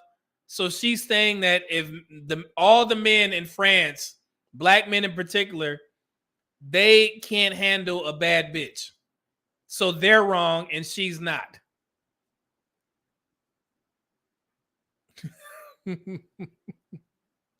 Lord. But this one is crazy. This one is funny. IQS, I don't know if you're back from Japan. Weren't you in Japan, Tokyo, or something like that? Y'all probably gonna get a kick out of this. Here we go. She was mad. There can be a lot of weirdo energy, especially in Tokyo. There's a lot of weirdos here, especially as a black woman. But the crazy part about it is all of my crazy experiences where I'm either followed or harassed or whatever has all been by foreigners, not guys from America, but guys from different places. So that's a good thing, right? It's not the American guys that's harassing her. And it's unfortunate that she's going through that overseas where she's getting followed. That shouldn't be happening. But she just gave American guys a big up, right? It's not us. So let's continue. I feel like the Japanese men just see me as exotic and they just stare at me like this from afar. But the foreign men, ooh, they be bold. Something that... Okay, let's stop right there. So, and you guys know about the overseas stare, right? It happens all the time. Man, I done signed autographs, took pictures with people in like those Asian countries, Korea, Philippines, Thailand, Japan. They see a big black dude and they're like, oh, can I take a picture? And they will just stare at you, but it is rather unnerving to women because, that is kind of scary. I get it. I definitely understand to have a bunch of people just staring at you but they're just staring because you're different. And 9 times out of 10, they're not going to do nothing to you. But they rarely see black folks out there. In Japan, they love black culture. So it's some Japan like hip hop songs, trap songs that's going pretty viral right now. But Japan has a niche group of Japanese folks that have adopted hip hop culture. And I don't think anything has changed since I've been there. I remember that. So yeah. But yeah, it's that's what the stare is. So here we go. I'll get to some of the comments in a second. All right, so let's hear what else he has to say. Watch for the hook.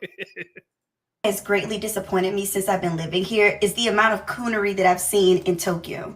Coonery. And sorry to say, but it's mainly from black men from America. Uh-oh. We done messed up now. Take it all back. So we messed up. Black men from America, what the hell y'all doing out there in Japan to get this young lady so mad? Let's see. The way that I have to watch y'all treat me and my fellow black sisters like shit, but treat the Japanese women all delicately like they're special flowers is insane.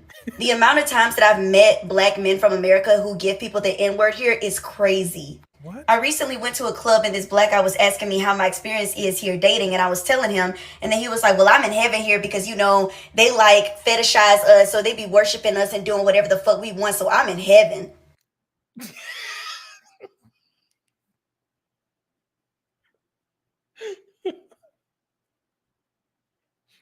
We've been trying to tell the black community, black men got it made overseas. And I told you that fetishization doesn't hit like it, you know, like it's supposed to with men. If fetishizing a man means that that man gets to have sex with the woman who's fetishizing him, he don't care. he honestly don't. And I know that may sound foreign to women. He don't care, right? Oh, I'm fetishizing you. How about you give me a little bit of your weenie? Sure, foreign woman I just met.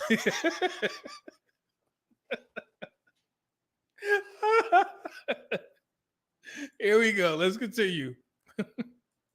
What? None? Or the black men that'll be talking to me, and then when we get done, they're like, I enjoyed the conversation. You're so cool. I love black women. I worship black women. I wish there was more in Tokyo. And then we'll go over to their Japanese girlfriend and then talk shit about us. When black American men get over here, the coonery be on 10. Y'all need to pipe down because they do not give a fuck about y'all. How do you know that they saying all this? You talk to these men and women? And again, black women, why would you go live in another country and be focused on black men? You can't do that. You have to date the men that are in that country.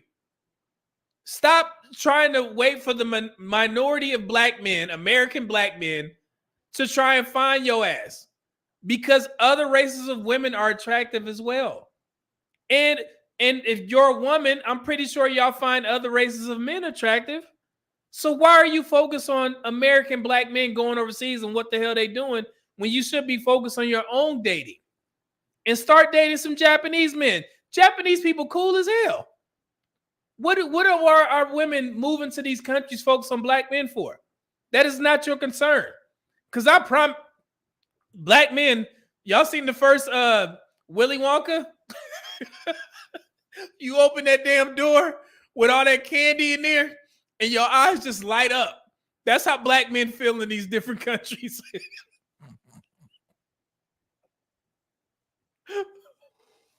and the biggest lie that the black community sells is, oh man, you know, black men, they get, you know, the most unattractive women. Oh, okay. And it's funny, some black men, we just like let it cook, let them think that. But there's an objective goal there. You're living in another country, you date the women there. Now, if you come across a cool American black woman, obviously she's not it, because she don't like y'all one way or the other. And that may go for IQS. If you said, did you say you just came back? So what you was doing over there to this young woman IQS?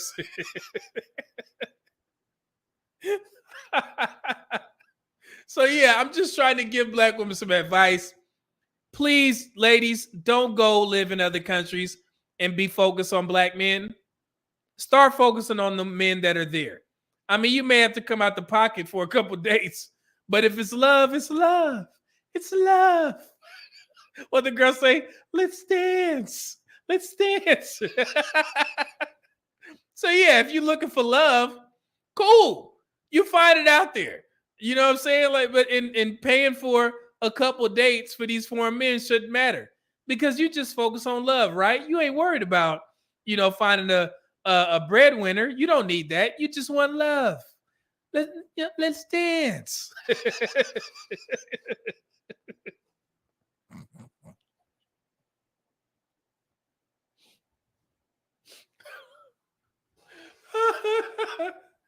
Let's dance.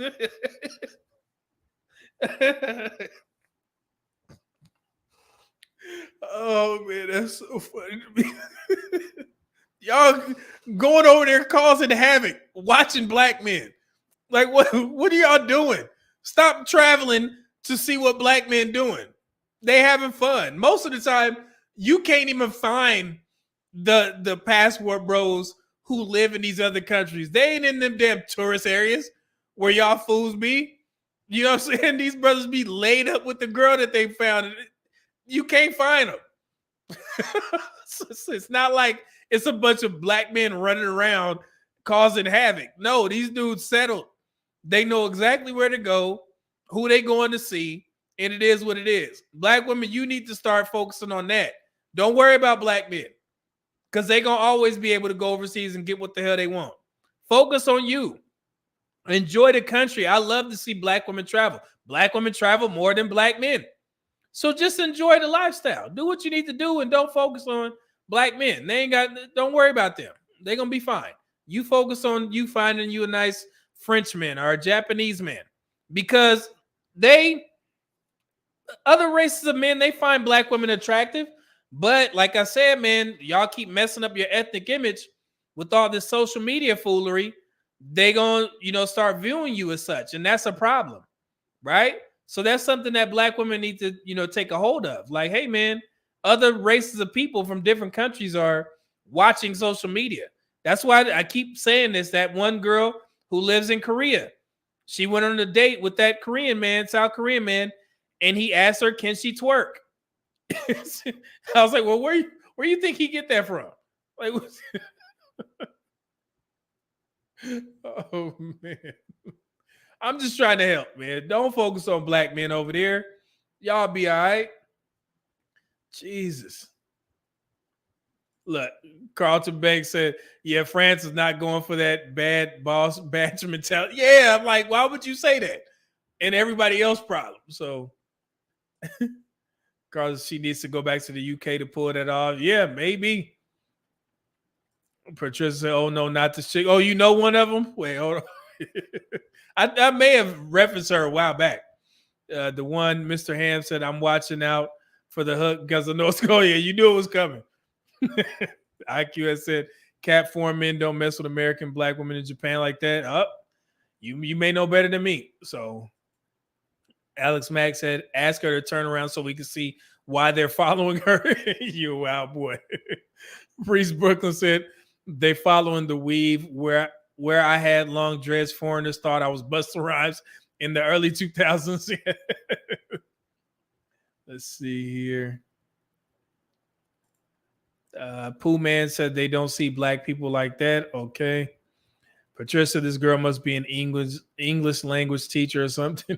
Yeah, I know a lot of prior military females actually that go overseas and become teachers. They teach language. Yeah. So you may be right. Rodney Dunn said, facts, I had no issues in Japan. I was at Yokota for 3 years and Okinawa for 6 years. Oh, yeah. You was winning, brother. I've done, Masawa exercises. We used to have a big Pacific Rim exercise, man. And I went for like 4 years straight. Oh, it was amazing. You know what I'm talking about, Rodney. I can't remember the training operations name, but yeah, I got so many pictures somewhere around here. But yeah, I love Japan. Let's see here. Derek Gaines said you was a giant compared to most men. Yeah, and like I said, I'm not like height wise, I'm not the biggest guy, but you kind of stand out.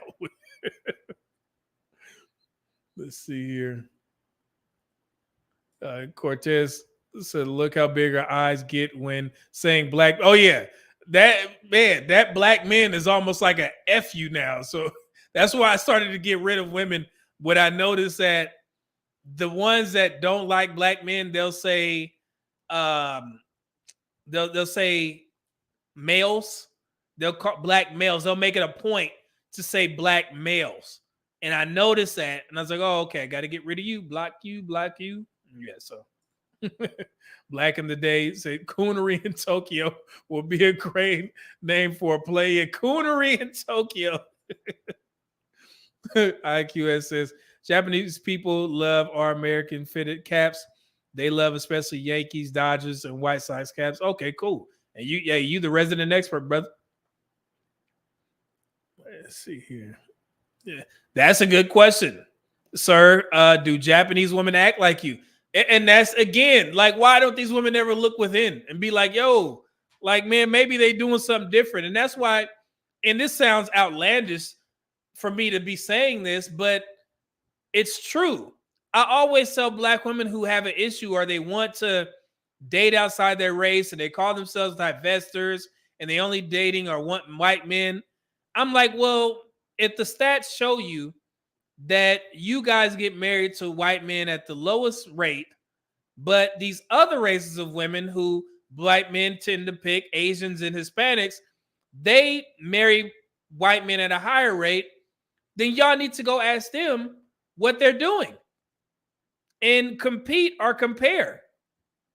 And I know that's taboo, but I'm like, damn, if y'all so fixated on trying to find a white man, why don't you go to the resident expert of Hispanic and Asian women and see what they're doing to grab those white men? That would only make sense if that's what you really want to do.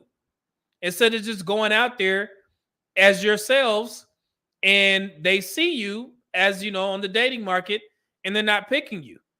So if you want to get picked, maybe ask the women that they are picking and see what they're doing. And if you want to change for white men, change for white men. It's not black men's responsibility to even get involved in that conversation. But yeah, I don't know. So G-Rap, what's going on, brother? You said it sounds like jealousy and entitlement. It's crazy. Cubby Kush, the self-hate is real. Black men haven't created nor endorsed colorism. Yeah, and that's one of the craziest things. And even Kendra G herself said that the most colorist people on her shows are black women because they all want the same men. He has to be dark skinned. And she said it. I wish I could find that clip, but she mentioned that. So IQS, and I'm pulling up your comments because you was just there. Said I was on the speed train. 2 Japanese chicks were standing next to me and straight grabbed my junk on the train. I wasn't mad at all. Yeah, like I said, it may have been inappropriate, but as a man, you could take care of yourself. It may not be right, but it's like, man, she grabbed my weenie. What am I supposed to do? Let me not trivialize this because there are some men that will get offended. There was a guy in the news. He called the police on a massage place because they tried to give him a happy ending without him requesting it. And I guess he got upset. I don't know if this was real or not. I just remember the video. And he got upset and called the cops. So it is some men out there that's like, hey, man, don't be touching on me. You may be married, so on and so forth. But if you're a single man and a girl grab your weenie, you know what I'm saying? And you like, man, hey, don't do that again. But you kind of laugh and you take care of it. And I'm not trying to downplay SA. I understand that. For women, it's different. I'll be damned if I sit around and let some dude come and grab a handful of a woman's stuff. That's wrong. But for men, I think IQS can handle himself. If he didn't want it to happen, he probably could have, swung on the girls or something. I don't know. But yeah, I hope y'all understand. I'm trying to explain it because I know things can be clipped up, but it's different. So, and this is a huge difference between a civilian man who's never been to jail and he ends up marrying a woman fresh out of prison. You know what I'm saying? It's like we expect that man to be able to handle himself if this woman come out crazy and he understands what he's doing. With women, it's a little bit different because we know that this may be some, quote unquote reformed deleter. And now a woman is marrying a prisoner straight out of jail. It is a woman actually right now on TikTok. Dude got out of jail. She got married and got pregnant within like the first 2 weeks he was out. It's going viral out there. She asking people, was I stupid? And everybody's like, yes, you were stupid. But yeah, but we become protective when we see women do that. Like, man, what the hell are you doing, marrying a convict? But with men, it's different. So yeah, hopefully that explained that. Mr. G-Rap said, black women have bionic ears except for when black men talk to them. Yeah, that's what I'm saying. Like, how's she know all that? You be giving them a password to say the N-word, and then they be talking about us behind our back, like behind your back. How you hear that? You on the Invincibles?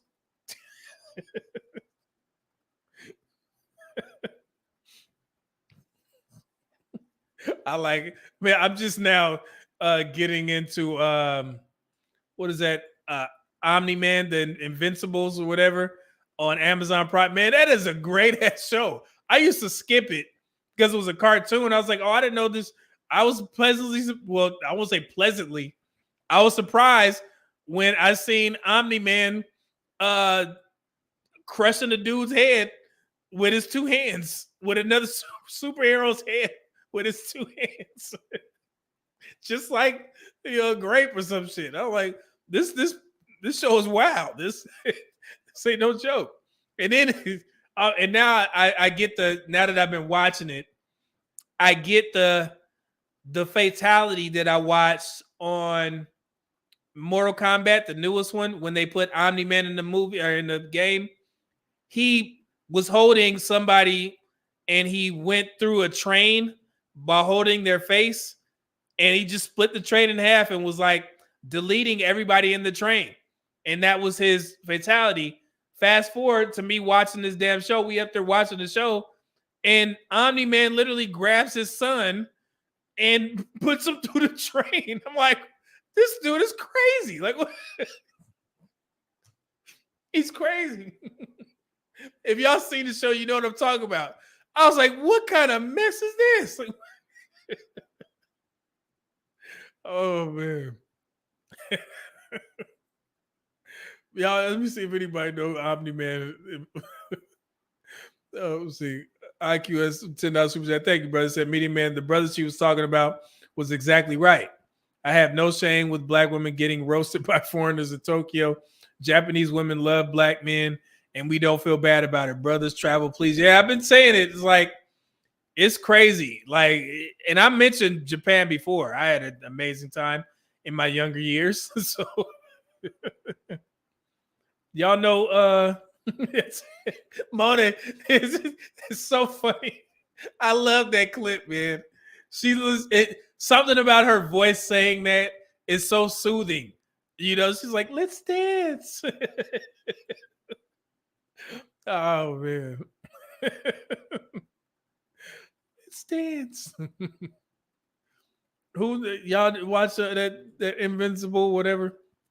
Intellect $5 super chat. Thank you, brother. Said, I wish I had gotten the chance to go to Japan when I was in the Air Force, but I'm making it my goal. Now that when I remarry, I'm marry a Japanese woman, and it won't be hard, man. You know what I'm saying? If you a solid brother, hey, they got you. So let me see here. Patricia said, wow, did Kendra say that? She absolutely did. Verbatim. I'm going to find the clip. I'm going to definitely find that clip. Let's see here. We got a lot I got to go through. Oh, okay, cool. There you go. Look, see, Rad Talk, Invincible is brutal. Yeah, man. I was like, wow. King PB say, Media Man, just checking in, heading to play this gig, but had to catch a little of the show. Yeah, man. You know how Wednesday shows are. We just be clowning, man. It's funny. So thank you, brother. Have a good set, man.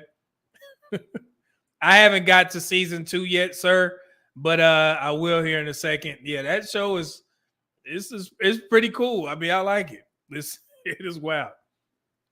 Let's see here. Yeah, sir. So Omni-Man is the truth, man. Yeah, my girl actually ordered me a shirt.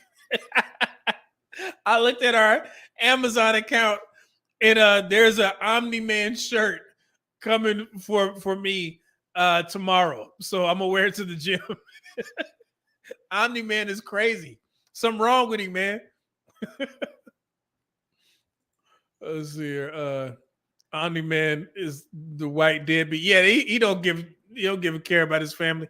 So I see him. Oh, it's so funny, man. Omni-Man is like, man, I think he called his wife a pet. She's like a pet to me. Jesus. Black Kraken. $5 super chat said, Media Man, I don't know if you already covered this, but Japan sent out an SOS to black men to repopulate their civilization with Japanese women at $75K per baby. I didn't know if that was true or not. I wanted to do some more research on that because I seen something and black women were trying to shame black men. I think somebody said, well, we need to send black. I think it was the girl Tasha K. We need to see black women. We need to see black men over there because y'all love making all these babies. And we all know what the truth is. But for her to say it, that's that conditioning that black women have that's been, used for 50, 60, 70 years. That black men are just having all these kids and black women, are just the women in shining armor, so to speak.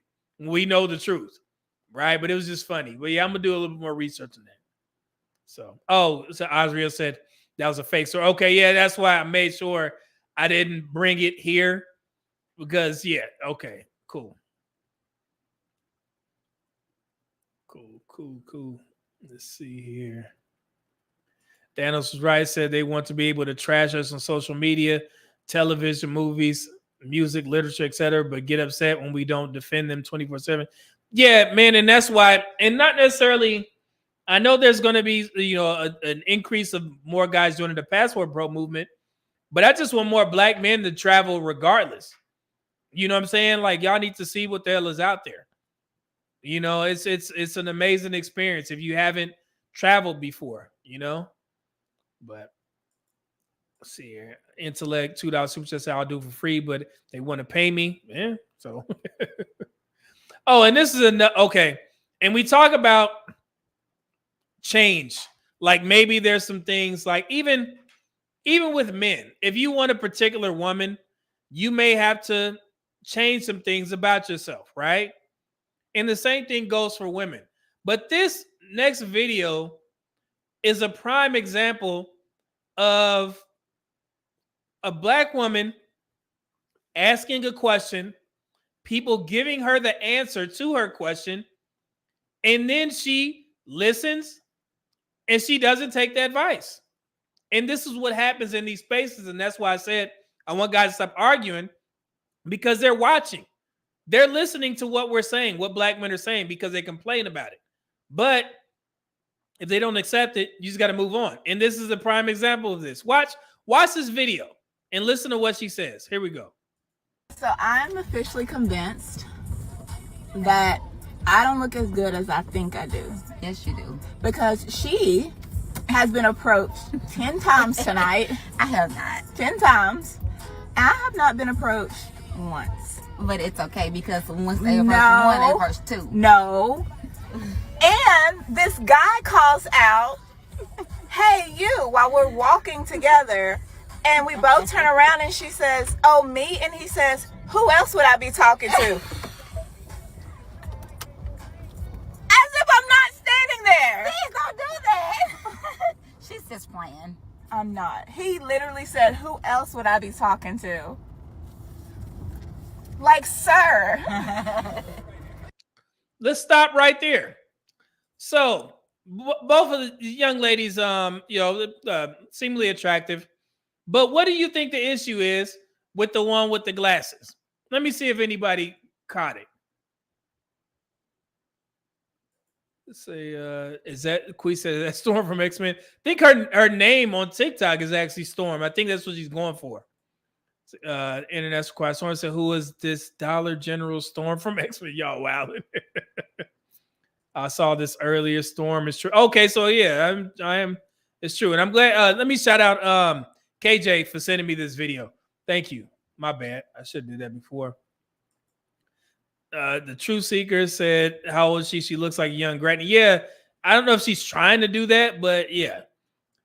And Hit Flick said it's that blonde divester wig. Okay. Somebody said divester alert. Cortez Smith said, Sir said veneers and the wig. What's not to like? So look, this is what not men, but women were telling her. And you know, black women go give their opinions. Look, this woman said it's the wig. Another woman said all the comments saying the wig, because it is. I'm telling you, it is. This woman said the face card is there. Had to look that up. That means a woman has a pretty face, I guess. And it said it's the wig / glasses. Another woman said again, it's the wig. Look, wait. This woman said the wig is too wiggy. And look, this is her responding. It's exactly how I like it. But she asked people for their input. Look, another one. It's the wig, though. This guy said, oh my God, the delusion.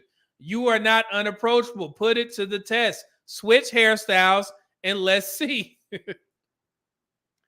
And this is the one. It's the wig.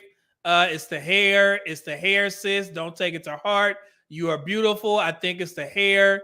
Definitely both equally beautiful, but it's the hair. How many times did y'all, how many people had to say it's the wig? It's the wig. So she, I guess, listened to the feedback, and this is what she had to say. Jesus. Hey, so I'm glad my hair is a red flag for you, but you know what your red flag is? Those cheap ass shoes you got on at work. The ones you got kicked up on your desk. Red flag. So she said, hey, you the problem, lady. You know what I'm saying? You talking about my wig.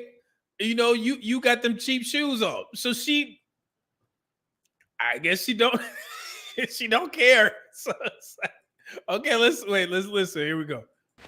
You guys are vicious. First off, I posted that video at 5 o'clock this morning. I wake up and there are 3,000 comments about it being my hair and me being a hater to my friend. That's not my friend. That's my sister. She's my big sister, and we are like this. She's my twin. We're like peas in a pod.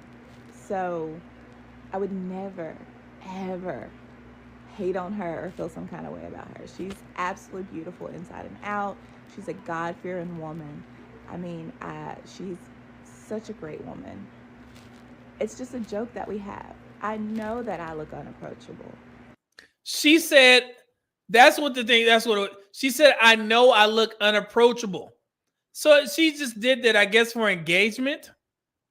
But I don't think she really believes that. What y'all think? Yeah, I know I look unapproachable. I think this is her trying to cope with the responses by saying, hey, it's the wig. But now she's saying, I know I look unapproachable. She's not done. But this was very telling to me. Let's continue. Here we go. I know that. I know that I overdress everywhere that I go. I know that. But I'm not going to change myself so more men will approach me. The right man at the right time will. I will not look intimidating to the men that are supposed to be approaching me. Okay, so so I have two thoughts on this, right? So when you hear women say, well, the guys that don't like the wig won't approach me, but the real guy that doesn't care will. And with that, I'm like, okay, you're decreasing your dating pool. Okay. If you're okay with that, cool. Right? So now she's going to go out there and wait for this guy to try and find her and doesn't care about that white wig that she has on. So in that sense, right, if you're willing to wait and not complain on social media about not finding a good man or ain't no good man out there when you'd already alienated a significant amount of men, then that's fine. Just don't complain on social media. And that's all that I'd say. Yeah, I don't understand about women who complain about the dating market. Because if you have all these standards and you're okay with having those standards, but you're not getting them in, I guess, the time frame that you want them to come, then you get on social media and you complain. Why? You set your own standard. So if she's okay with waiting it out for the man that's going to find her and not, care about that white wig, then cool. Just don't complain about not being able to find a man because you want to stay the same, even though people said that it's the wig that's turning the men off. So, I mean, I just don't understand the complaining issue about it. Like, you set your own standard. So that's my thoughts on that part. But yeah, here we go. Let's continue. I'm not everyone's cup of tea, and I'm okay with that. I love my hair. I love white hair. It is bold, and it is loud, and it is vibrant, and it is beautiful. Just like me. And I choose my hair. So all of you that's saying it's my wig, I get it. Men don't like to approach women with like colored hair. That's fine. But the man that's for me will. See? Because I'm not changing anything about myself for anyone else. So, yeah. That was the most important part. She said, because I'm not changing anything about myself for anyone else. And that's the issue that we see with a lot of Black women. It's like you can't complain with the situation that you're in if you have this mindset. Because in order to get a particular type of man, you're probably going to have to change a little bit if you're not what he's looking for. And it's not too many men that will be comfortable with, a younger woman with a white wig. And I'm assuming that she understands that and she's leaning into it. She's like, well, it is what it is. I'm not changing. So be it. Take me as I am. And if that's your mindset for the women, cool. Just don't get on social media complaining about not finding any good men. I mean, it seems simple to me. I don't know. Just trying to help. Let's see here. Intellect $2 that said, when you order Storm from Wish, you get wind. You're a wild boy. Thank you. Yeah, downtown 296 is, you keep telling yourself that. That's what I'm saying. Like, if that's how she feels, and it's really nothing anyone can do. Nobody can do anything with that information. It's like, cool. So if you content with that, then wait it out. Don't complain. I mean, it will be just like a guy, who's, let's say, overweight, short, and broke, and he's like, oh man, I want a woman that is at least a 9 or a 10. And I'm like, well, if you're willing to wait to see if you can grab that type of woman, cool. Just don't go on social media complaining. Talking about all these women trash and I can't find a good woman. No, you decided that is your fate. Just like women who complain about not having good men. What type of man you looking for? First, you got to make $250,000. It's like, like I said, I laugh. It's funny to me, but I'm not gonna argue that woman down. So, Black Kraken, $5 super chat said, Black women love asking questions they won't like the answer to. Like, do you date Black women? You tell them no, and then their weave detonate. This weaves detonate. You wow boy. Thank you. Don Neo Pepe, Black women don't want to change anything, but they have a whole challenge trying to change these white men. Yeah, and that's the funny thing. It's like it's the $1 million baby challenge. When Black women are loved correctly, then they upgrade everybody. It's like, well, you just turn them into pseudo Black men. And the funniest one, there was a Black woman. She adopted a white baby, and we just talked about the adoption. She adopted a white child, and she's doing the $1 million baby challenge with her white baby, and she's dressing this little kid up like a dope boy Black dude. You know what I'm saying? I hate the stereotype, but y'all know the dress that I'm talking about. You know how when single mothers, they have a son and they dress them up like the guys that they would like to date, like the the rappers, the drug dealers, they dress them like that. This black woman literally dressed her white adopted child as like a trapper or something like that. It was so funny, man. I was like, oh my goodness. But yeah, it's that whole challenge. And I'm like, man, I try and tell black men, like, man, just stay out of that. Because black women think that they're losing. They think they're losing in the interracial dating department. And it's not anything to win, right? But when they see black women getting praised for dating or upgrading white men, they like to see that. So let them have their moment. Y'all already know the statistics.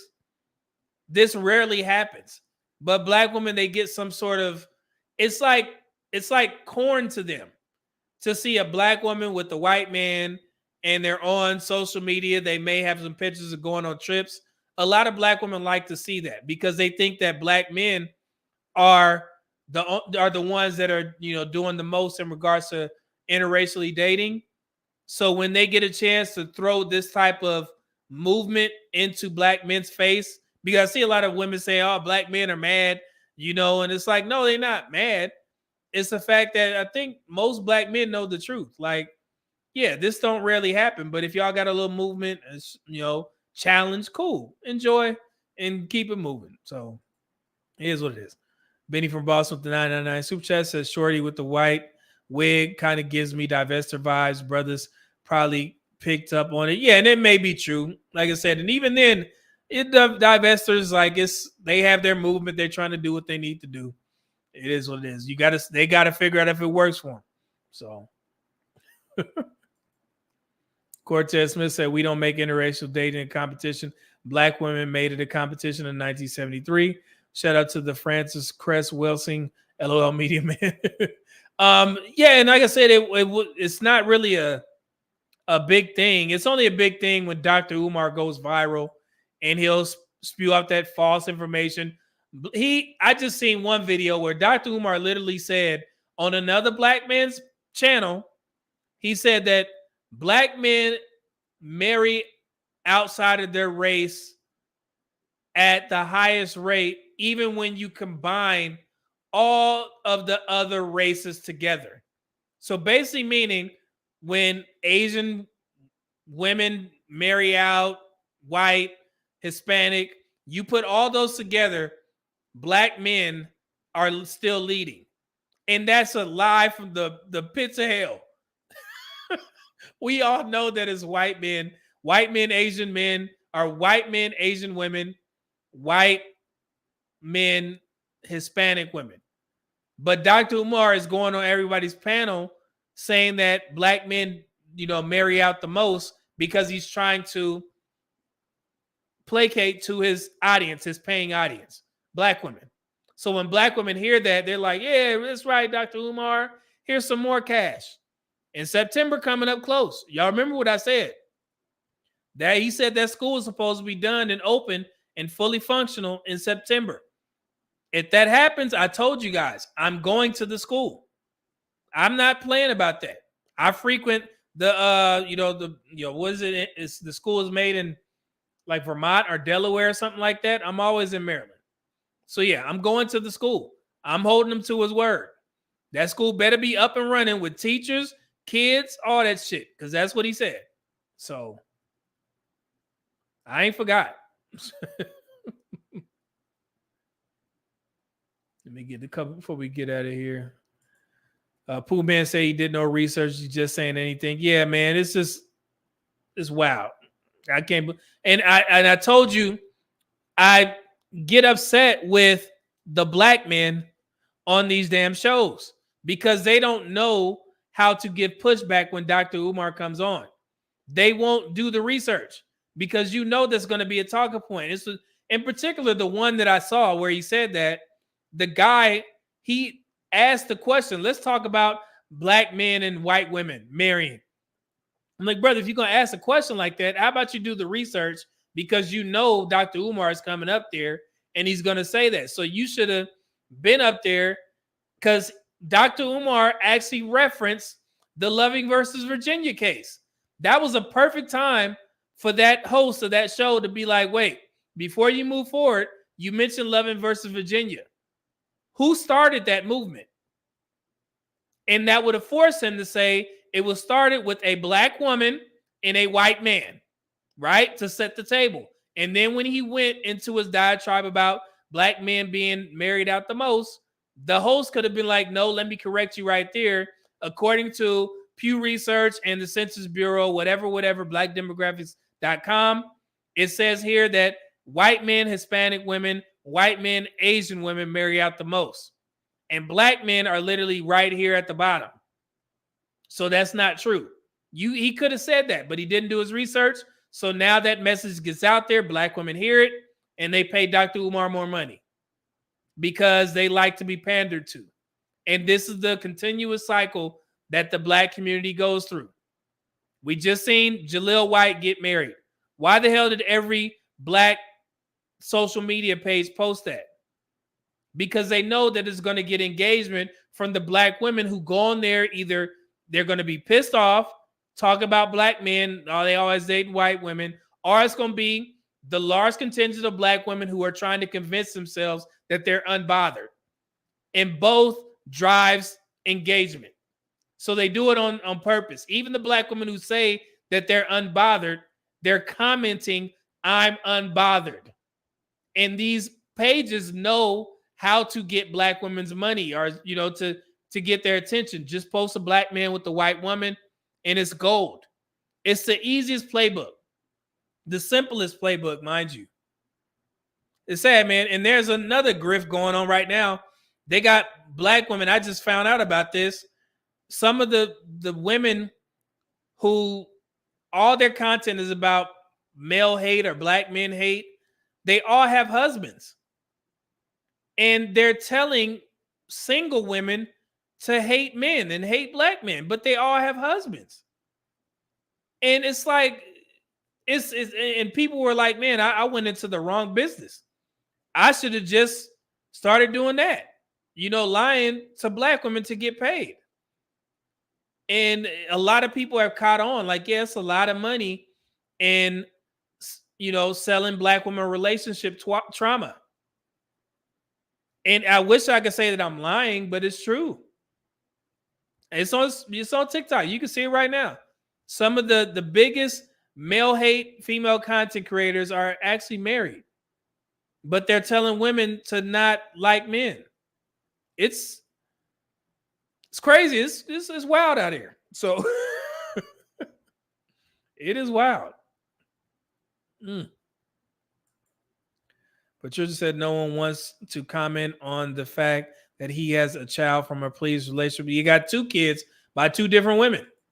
And nobody, if he loved the black community and nuclear family so much, Dr. Umar should have married one of them. The black community, we tend to turn a blind eye on certain things like that. But that's a good point. But let's go ahead and get out of here, man. I think this is a good show. I'm gonna try and have a guest on here on Saturday if I can. If nothing goes on Saturday, I'll definitely be back. Hopefully, we'll see what's going on. I think we shouldn't have plans. Yeah. So if we don't have plans, we good to go. I'm gonna try and do a show Saturday because I did take off a week because of work. But if work calls or we got something going on, then I'll definitely be back on Monday. But again, shout out to you all to send in the super chats and let me see if the cash apps. Okay, we're good to go. So thank you once again. And like I said, man, there's no disagreement with dudes who are playing around with the soft life, but don't get complacent. Please don't, especially for black men. Do not wait around to think that some woman is supposed to take care of you. You are supposed to be reciprocated for your actions in a relationship. These are things that have been taught and told to you guys for years. So if it takes the soft guy era for you guys to understand that, then so be it. But just don't stay complacent. Become the man that women want to impress. And the way when a woman spends money on you, then that really means that she actually likes you. Seriously. Because women don't like spending money on men. So I mean, it's not like you asking for crazy stuff, but damn, man, if you take a woman out on 2 dates, I promise you that third date, she gonna fight you. She gonna fight you to pay for that bill if she really like you. Seriously. I have so much experiences with how my current relationship is and how I used to date. I've always been reciprocated for whatever I was doing. But it was for the reason that I was a thorough man. I had my shit together. So I could expect to be reciprocated because I was a good man. And if I wasn't, then that woman had to go. Because I control that. It's that simple. So the stuff that you don't have to stress about, don't stress, bros. Just chill. You got it. See, let's see. Quiz $10 super chat said good show, fam. Aim high. Man, I wish I could find my old Aim High Air Force shirt, man. It was issued to me when I was about to join in 1999. That was a cool shirt. I'm gonna find one. Quiz said facts. Women who like you spend money. Yeah, man. And like I said, we hear all these conversations about women asking a man to pay for this and pay for that, brother.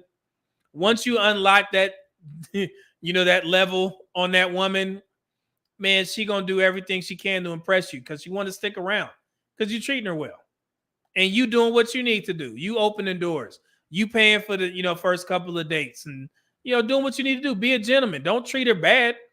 Like that makes no sense. Have fun. Dating's supposed to be fun. Every date, experience won't work out, don't lead to marriage, but at least try and have fun if you can. So yeah, man. Okay, got that one. Chad for real said, and be sure to keep those first 2 dates very modest in price. I mean, it depends on your income level. I mean, it's that simple. So if you a guy who can afford, because I've been very vocal about this, we like going to nice restaurants. So there's certain dishes that are at high-end restaurants that we can pull to. Like, for example, Perry Steakhouse. Perry Steakhouse makes the best lamb chops. If y'all ever been, I don't know if y'all familiar with Perry's. The best lamb chops. It's a steakhouse, and I always feel uncomfortable ordering lamb chops in a steakhouse, but man, you have to sometimes. They are amazing. So it could be on a humbug, you know what I'm saying? Thursday. Be like, oh man, I got a taste for them lamb chops. Cool, let's get dressed. And we just go. So it depends on your income level. Some guys just want a beautiful woman's company to go to a nice restaurant. And that woman she just so happens to be the lucky one that you take. Not because she asked you to do it, is because you can afford it. And you like, hey, I want this beautiful ass woman on my arm when I go to this restaurant. It depends. But I mean, it's not, and it's like I said, it's not a requirement.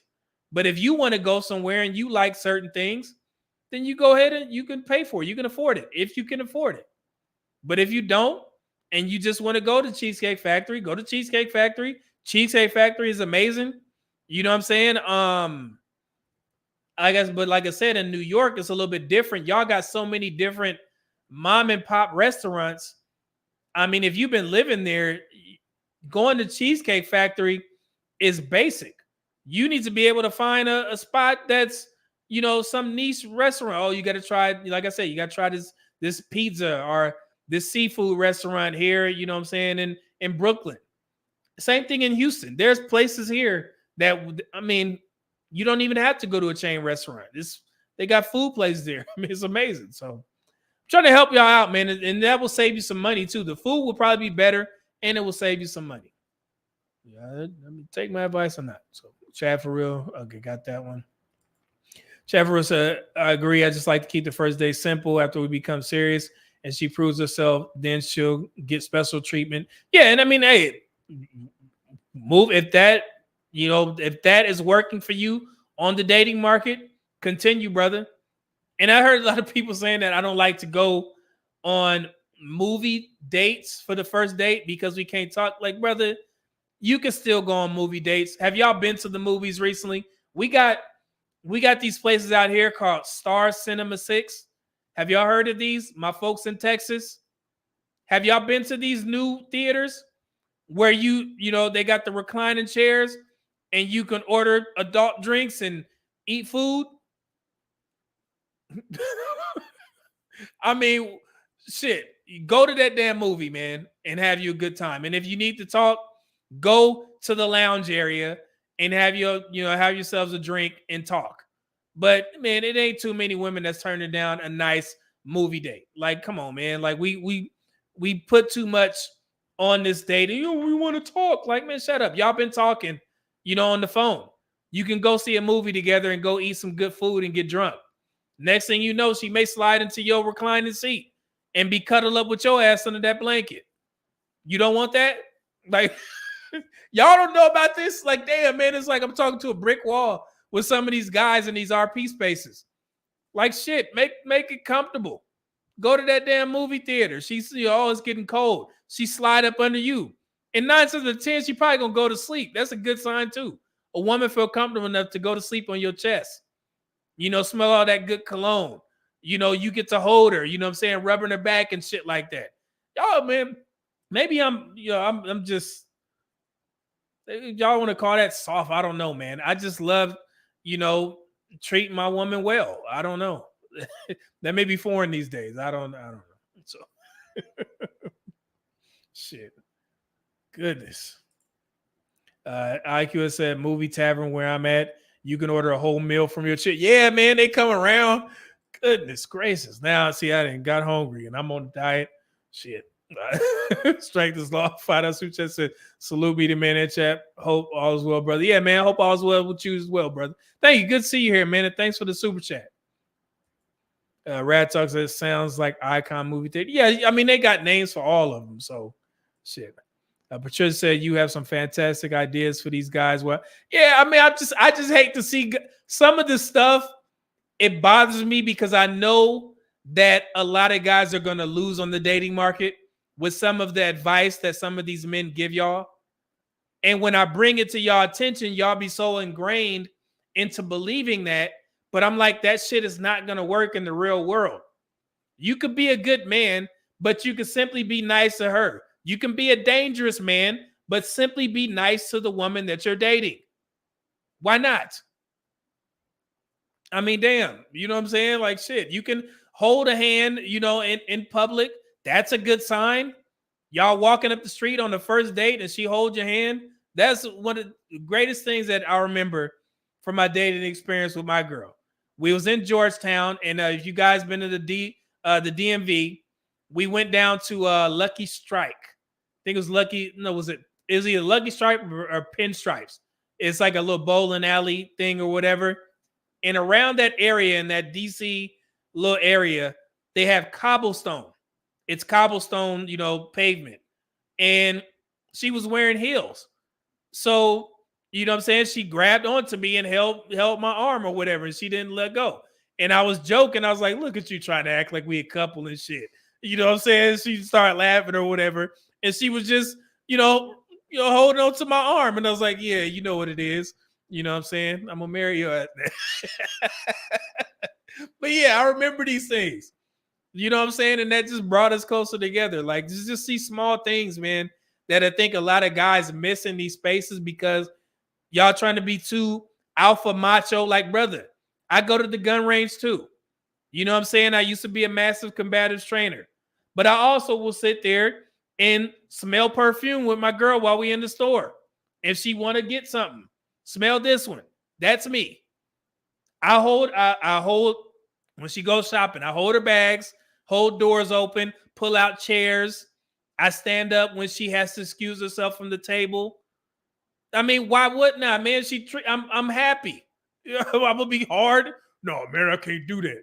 Some of y'all do shit, and I just know that you just gonna fail in the dating market because you listen to some of these, these people out here. It's not gonna work, man. You can still stand on your square and not spend a lot of money, but just take care of what you need to take care of, man. God, dog. That's all I'm saying. Like shit.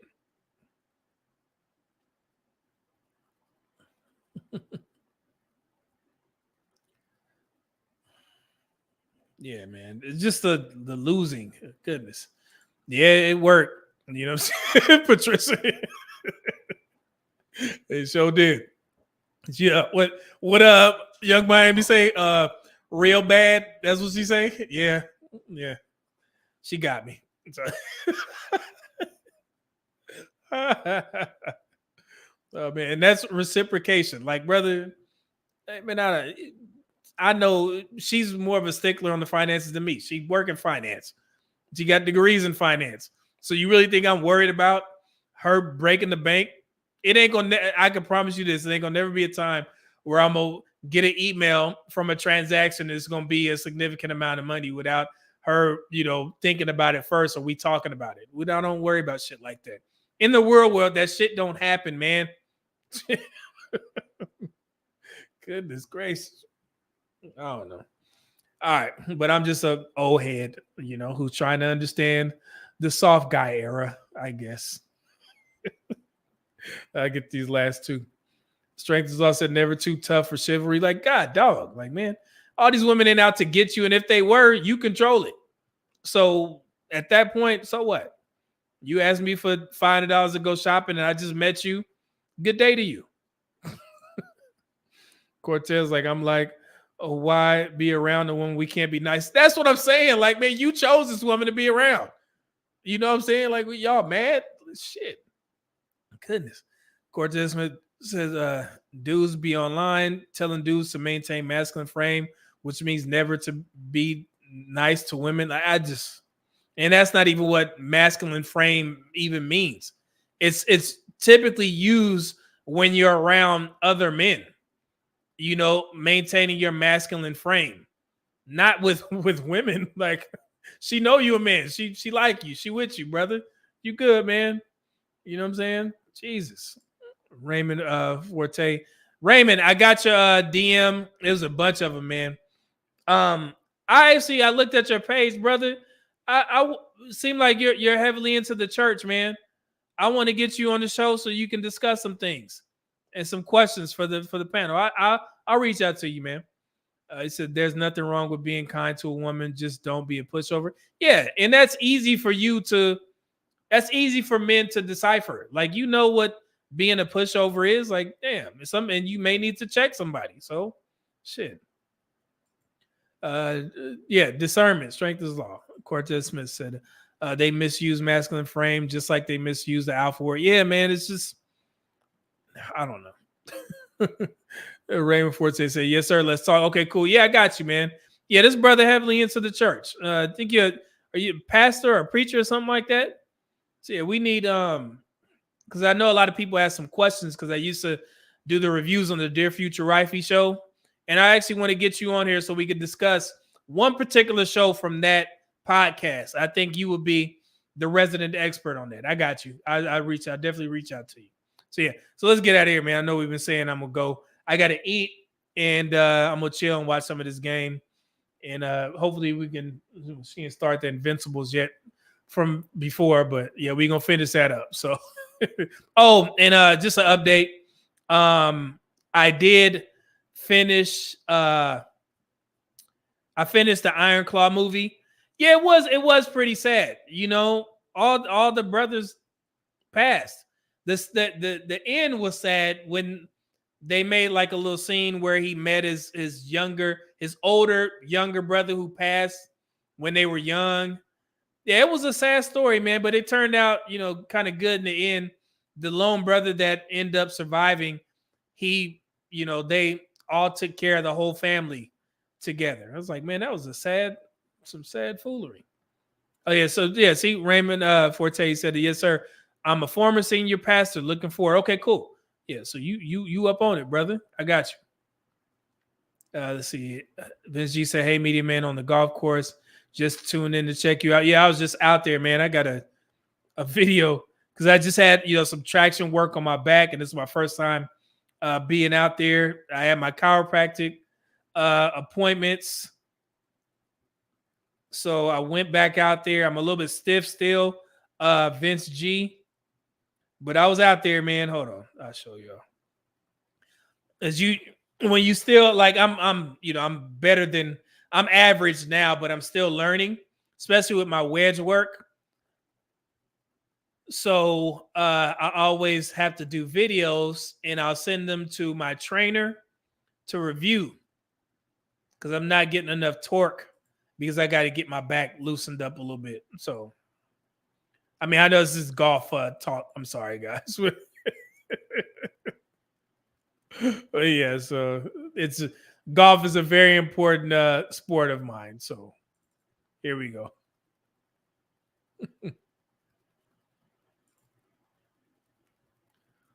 There we go.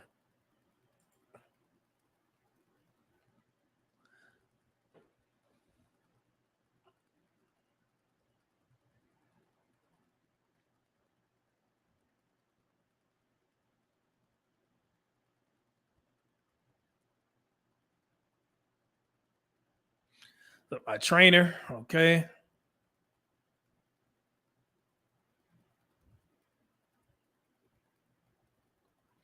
All right. So yeah. Just quick video. So yeah, I'm out there. So Quiz meeting me shot by the power of grace call on the tee shot. It's funny. So yeah, so I'm always out there training as much as I can. I gotta I'm gonna sit there. I just got my grass cut. So I'm gonna go ahead and nail up my net because every time it rains here in Houston, they didn't already tore up 2 of my golf nets in my backyard. So now I'm gonna just put nail it up to the side of the house so I can practice out there still. So yeah. They said, I see. Yeah, man. Well, you know how it is. Golf is rather addictive. I ain't gonna even lie to y'all. So because you can't conquer it. You definitely can't. So Rand Forte, if that's a current photo, you look awfully young for a former senior pastor. Yeah, I mean, I don't know. He's a younger brother too. IQS said medium man would hustle me at golf. I can't golf for anything. Yeah, it took me a while. I was just looking at some old memories. I started playing golf in 2021. I believe, yeah, 2021 in Maryland. Yeah, I started playing golf in 2021 and been, playing, consistently ever since. And I'm still learning. That should tell you a lot about how tough the game of golf is. So yeah. Oh man. JJ said, my wife doesn't like your show, but she repeated exactly what you said about a female she knows. I said, you sound like medium man, and she turned red from laughing this morning. What did I do? What did I do? But yeah, I'm glad it's sinking in. JJ, what up, though? Intellect said, got to get back to these Japanese language before. After the stream, want to be able to converse when I get to Japan in December. Trying to make my generic submission. Okay, cool. Queen said golf was frustrating the first 2 years. Yeah, it is, and and luckily, I'm not a dude who I can stay consistent, especially when it's something that's tough to me. And golf is definitely tough, but it's so rewarding, relaxing. I just enjoy it, man. I just enjoy being out there in the elements, man. It's amazing. It's amazing sport. But yeah, y'all go ahead and finish the rest of your week up. Thank you for tuning in. Hopefully this was a great show for you. It was a great show for me. I'm gonna finish to watch some of this the playoff games, and I'm gonna just chill, man. Oh, my man, JT Coin Rings, my bad, brother. Remember he said, I need your ring size for your coin. Oh, I'm gonna send you everything, brother. I'm gonna get it here in a second. I just got my my rubber rings for the gym because I was marking up my ring. So yeah, I'm gonna get it to you. I definitely got you, brother. I definitely got you. So appreciate it, y'all. I gotta take all my running and walking gear out of here. But thank y'all for tuning in. God bless you all. I appreciate all the support, man. Y'all rocking with me. This is an amazing show. And I will leave you with some Solomon Fox. We started off with some Marquise Murray, and we'll end it here. So thank y'all again. Appreciate the support. And I'm out. Media Man out. Peace. Here we go.